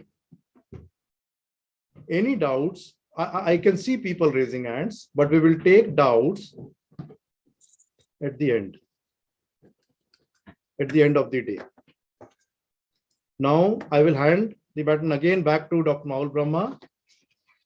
Thank you, Dr. Maul. Thank you, Professor Mishra. So, thank you so much for this session. So, dear students, I hope I'm audible. Right. Now it's fine. So, dear students, I'll thank Professor Mishra again for the detailed session that he had on the registration process. So don't waste your time. Quickly go and register. Okay. Don't wait for the last day. There's a rush. And at that rush, you may miss the bus. Don't do that. Don't wait for the last day. Go and register. You have time. You have this week with you. Please go and register. So Friday is the last day for registration at 5 p.m. So it closes at that time. Go and register. So dear students, with this, we come to a close of the first day of the 5-day program, Forceps, okay, which is your orientation cum engagement program. In the chat box, I have shared a link with you. Please click on that link and give your feedback there. Your feedback is very important to us. Okay. The questions you wanted to ask Registrar Sir, you may put those questions there. So we'll communicate to the feedback to the registrar on that. Okay. So today, let me just take you through it. So today we had the opportunity to hear Honorable Chancellor Sir, then our governing board member, Dr. Partha Ghosh, shared his thoughts. Then you heard Honorable Vice Chancellor Sir, followed by the Honorable CEO Sir, and then you had my session. And finally, after the lunch, we had a session with our registrar, Professor Mishra. Now, tomorrow, in day 2, we have for you, and please note very carefully, it is going to start at 10 and not at 11 like today. So at 10 o'clock, it's going to start. Okay. So the first session is by our Pro Vice Chancellor, Academic Affairs, Professor Naveen Das. He is also the Dean of School of Management. And his topic is on the harbingers of change, AU graduate attributes and students' journey at AU. The second session, which will start at 11, is on the multidisciplinary approach to learning in the 21st century connected world, which will be taken by Dr. Santosh Kumar, who's the Dean of School of Liberal Arts, or SOLAX as we call it, and Miss Monica Clare, who's the Joint Manager of ERP. So that's a very, very serious session. Please attend it. The third session of the day, this is tomorrow, day 2, starts from 12. It is on an introduction to AU Club. So it's a very interesting session. So there are, very, very interesting perspectives of the clubs that and how they function, and which club you want to choose, and all that. So please don't miss this session. It's a very, very interesting session that we've put together for you. So the final session, which starts at 2, which is the post-lunch session, will be on the campus do's and don'ts, which is basically the student code of conduct at AU. And it is a very, very serious session. So my request to you, please be there. Registrar, sir, will be taking the session along with Dr. Rajneesh Clare, who's the Associate Director of Planning and Monitoring. So this is what we have lined up for you tomorrow. Please remember, tomorrow at 10, we'll be meeting. Tomorrow at 10 and not at 11 like today. So tomorrow at 10, please fill in the feedback form. And I hope you had a great day at Forceps Day 1 and Forceps Day 2. I look forward to seeing all of you. So take care. Don't forget to register. Have a good day.